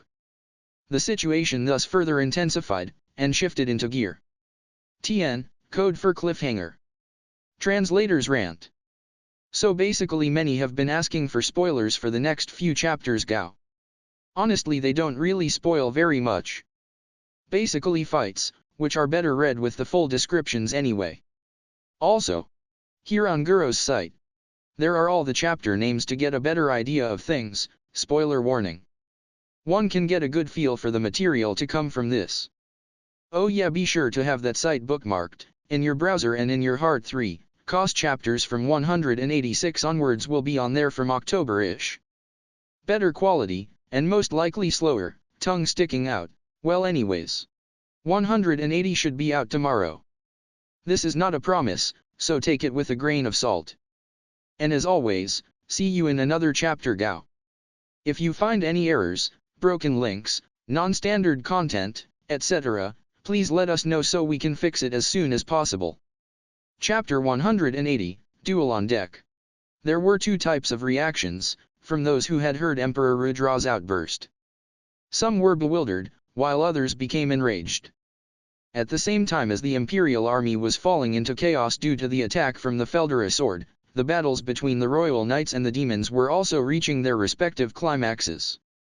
Ajira put a hand on the katana on his waist, and cautiously observed her opponent. She had been on the defensive, never once taking the initiative. Even if she was furious at the fact his master, Carrera, had been ridiculed, that was a separate matter unrelated to her present battle. That was why she approached her opponent with caution, slowly accumulating damage, and observing her opponent. Ha! What cowardice! All that talk about demons and being above us, utter hogwash, you aren't a match for us, the strongest knights. We are before His Majesty, the Emperor, and I shall defeat you henceforth. I shall also wager that your master is far weaker than Kondo Dano. And you can continue to serve her in hell. Humph. Words are cheap, you can talk after you've won. I'm a fairly patient person, while you look to be a hasty one. Well, Carrera-sama is also the type who has a short fuse, and needs someone to watch over her. Me, hasty? Have you still not felt the difference in our abilities? That childish-looking demon with the purplish ponytail is indeed strong. But, you are simply garbage. Just give up and die already. Showering insults in the midst of clashing blades, was Royal Knight number 5 Garcia. A large build overflowing with chakra. And with the effect of ultimate gift alternative, Conqueror of the Hunt, turning the will to hunt into power, he hunted down evil existences. It had a direct effect on his body, creating a sturdy physique. Plus the protection from his legend-grade armor, he needed not worry about recoil from his own power. Utilizing high-level abilities, Garcia, while taunting his opponent, was not being careless. Demon nobility were threats on a similar level to a demon lord. They were not foes to be taken lightly. But, his taunts bore no fruit. As spirit forms, the strength of demons were strongly influenced by their emotions. He was hoping to create an opening by taunting his opponent, but it didn't seem to work. You are indeed vulgar in addition to being hasty. I do not think all humans are inferior. But, then, souls have their own distinction. No matter what they do to hide it, a person who has a vulgar soul is unable to hide the fact. Garcia was falling for the opponent's taunts instead. And for the next few exchanges, Ajira did not unsheath her blade, and, while observing Garcia, avoided attacks with a combination of magic and minimal movements. As long as she didn't take any fatal injuries, Ajira would not be defeated. There was no sign of her current injuries starting to heal. This was most likely caused by the effect of Garcia's ultimate skill. But Ajira was a spirit form, there were many ways to recover after the battle. Understanding the difference in abilities, she vividly felt her lack of ability to effectively deal with an opponent who wielded an ultimate skill. But, she knew that her base capabilities vastly overpowered his. That being the case, like her prey, if she could only grasp the essence of and focus her power. And then, hearing Emperor Rudra's outburst, the situation shifted. His Majesty has declared his intentions. I'm afraid you all, including your master, must die now. Hearing those words from Garcia, something snapped in Ajira's head. To lower our god, Rimuru-sama, to the level of a simple demon. Even stating that we must die. Fury. Ajira drew her blade with a naturally flowing movement. Batujutsu Yizakura Hakazen. N. Sword Art Double Cherry 8-Petal Flash. Ha? Garcia couldn't see it, nor could he understand. What in the world just happened? While purely on defense plus, taking damage his prey, with him was unable to compute, had counterattacked. He died before he had the chance to, so it couldn't be helped. The source of his self-confidence, the armor which had the effects of an ultimate skill, was sliced through as though it was paper-thin, there was no way he could have understood. And he was cut 8 times in a single moment, and lost his life before he had the chance to think about what just happened. Ajira resheathed her blade. No Bushi, warrior/samurai, would sit idly listening to her master, Rimuru, get insulted, fool. But, then again, my role is more of a retainer for my master, Carrera. To think I would be that agitated by the words of such small fry, I have much to learn. she mumbled. Ajira grasped the intricacies of her skill at that point. Her unique skill perceiver observed the enemy, and lets her understand the effective ways to use her strength. Then she recollected of whence his single ultimate attack reached the pinnacle of strength. Of whence his lived as a human being, along with his katana soul. Up till this point Ajira, who had been depending on his magic, now understood why she took on the form of a bushi. In the distant past, before he reincarnated to this world as a demon, he was once a samurai, she recalled. Tien, the actual word for samurai is used here, which is why I used bushi earlier, and the gender pronouns got a bit weird here. Sajiga fused sensei. It may be possible that I was a son of man, human, once, on some other world. With such fleeting thoughts, she comes back to reality. All interest was lost on the garbage that she just killed. Ajira turns her heels, and headed towards the subject of her loyalty, Carrera. Esprit was injured all over, and her face showed her composure was fading away. But, after hearing what the Emperor said, it contorted in anger. Esprit was usually half-hearted, and mostly a hedonist. While she usually only paid heed to Carrera's will, the fact that Demon Lord Rimuru, who she worshipped as a god, was insulted, simply couldn't be tolerated. Ah, what a pain. That's it, time for you to die. Ha ha ha, keep the nonsense to yourself. Those are not words for someone who has only been pathetically running around, said Royal Knight No. 4 Gardner, mocking Esprit's determination. Holding the overwhelming advantage, it looked like there was no way he could lose. Indeed, that was what it looked like. Victory would be surely his if he went for the kill now. But, he was fond of rubbing salt into the wounds of the weak. His greatest pleasure was hearing the screams of the strong. And, in other words, that was why, against a strong being that was a demon noble like Esprit, who was also a beautiful female, he was holding back to see if he had the chance to hear what he desired. He would kill her the moment Esprit begged for her life. That twisted fetish of his, now became his downfall. This much should be enough. Echo reflection. The special ability to replicate damage that she has taken onto her attacker, such was Esprit's unique skill Retaliator. The incredible amount of damage that had been caused onto a demon's body. A human's body would never be able to take that much punishment. Flesh was sundered and bones were crushed. The moment Esprit activated her special ability, Gardner was turned into a pile of meat without the chance to even speak. And, Esprit is S++. That was close. If I didn't have this power, I would have been the one who was defeated. Never underestimate the opponent. That was the lesson in order to teach us, did he purposefully pit us against opponents who would have the upper hand? No way, I'm not buying it. Even if this is Rimuru-sama we are talking about. Esprit felt a chill down her spine, while she was pondering over the matter. Death is forbidden. This order, pretty much meant to attain the strength to survive. To defeat an opponent who is stronger than my current self, I have definitely become stronger. Demons, being spirit forms, their emotions bring change to their strength. It wasn't common, but to confront an opponent who had the upper hand, only to easily throw in the towel and end up in defeat was the usual case. To implant the will to never give up, into the hearts of demons. Her heart began to fill with elation and admiration, but that was suppressed and she began to take action once more. To make rid of those who insulted her master. Tien some suitable tunes. Veyron was second in terms of capability, among the 7 pillars of the demon nobles. But despite that, he was unable to reach the warrior before him, tasting the humiliation, and the ground. Royal Knight No. 3 Greyneat, was a hero. He was one of the people who had laid the foundations of the empire, and helped usher forth a millennia of peace. Known by the title of God of War Greyneat, he had retired from his public position and was now one of Emperor Rudra's most trusted retainers.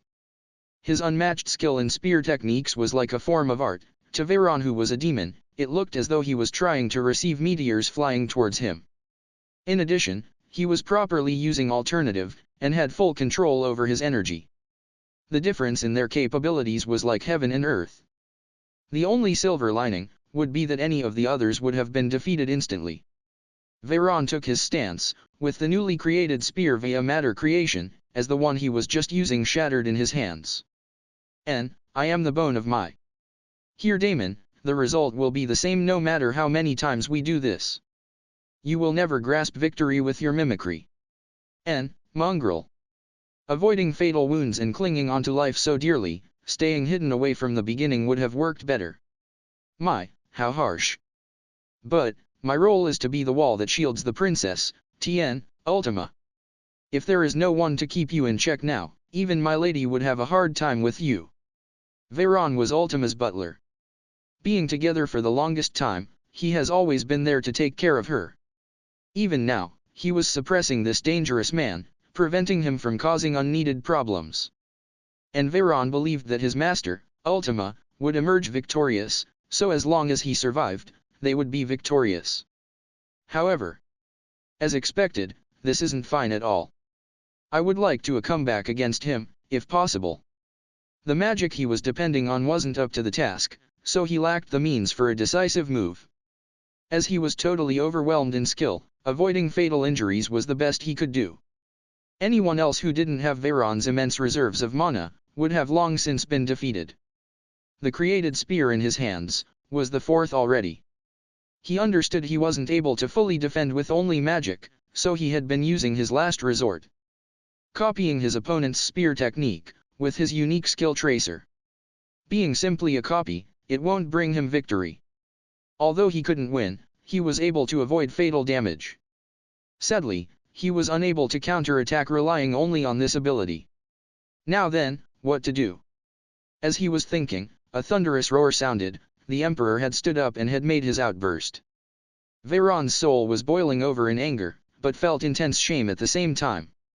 Despite his anger, he had no means to triumph over his adversary.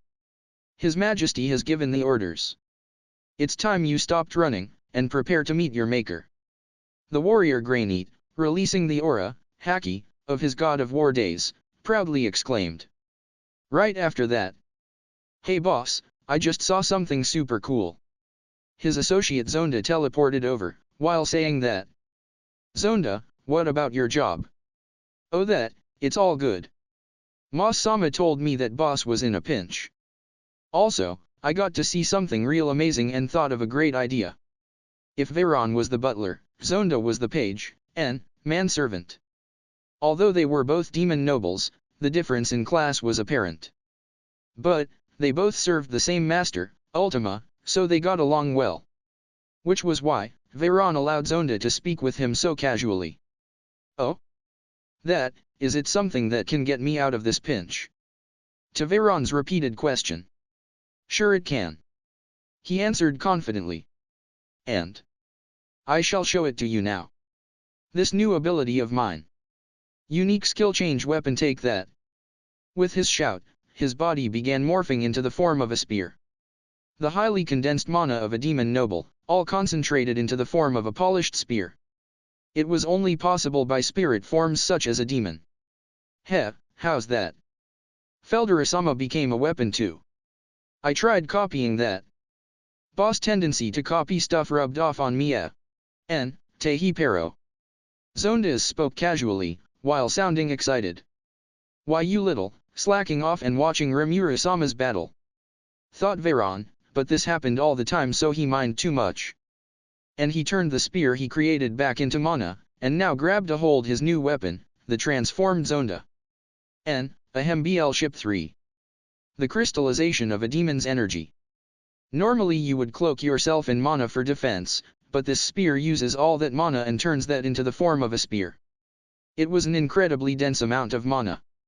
Greyneat sensed the danger that spear posed, and his face twitched in response. And I won't allow that. Hagun Gekishin Reshu. Anti-army quaking sweep. He unleashed his killer move with all his might. But, it was already too late. With Demon Spear, Zonda in his hands, Veyron directed all of his mana onto defense instead of offense. Leaving the offense to Zonda, he decided to focus on defense. With that, he managed to survive Greyneat's finishing move. Although he took great damage, he avoided death. Now then, it's our turn. Softly saying so, he perfectly traced of Hagungekishin Resu with his unique skill tracer. The body's movements, and strength in each movement. Except, all of that using the physical abilities of a demon, the difference was obvious. Discarding thoughts of attacking, he became force itself. With that, unleashed the attack, filled with the great energy of a demonic noble. Although Greyneat moved to intercept, as it was an attack he was very fluent at, he was unable to defend and ended up destroyed. The overwhelming power of the attack caused the destruction of Greyneat's body almost instantly, and turned him to dust. And without losing momentum, it raced across the deck of the airship, and ended up destroying some of the airships nearby in its wake. Truly, it was a miniature version of the attack caused by the Feldera sword. Good work, Zonda. This was first time you were actually of use. Don't be so cold, boss. I have always been of use, and, ahem, you can intensifies. It was the same old casual conversation. At the same time, Veyron was mending the damage on his tailcoat along with the damage to himself. And good as new in a matter of seconds. This was where the real strength of spirit forms lied. And so, the two of them, headed back to their master, Ultima. N. Author's words. Getting to the demons fights took much longer than I thought. If you find any errors, broken links, non-standard content, etc., please let us know so we can fix it as soon as possible.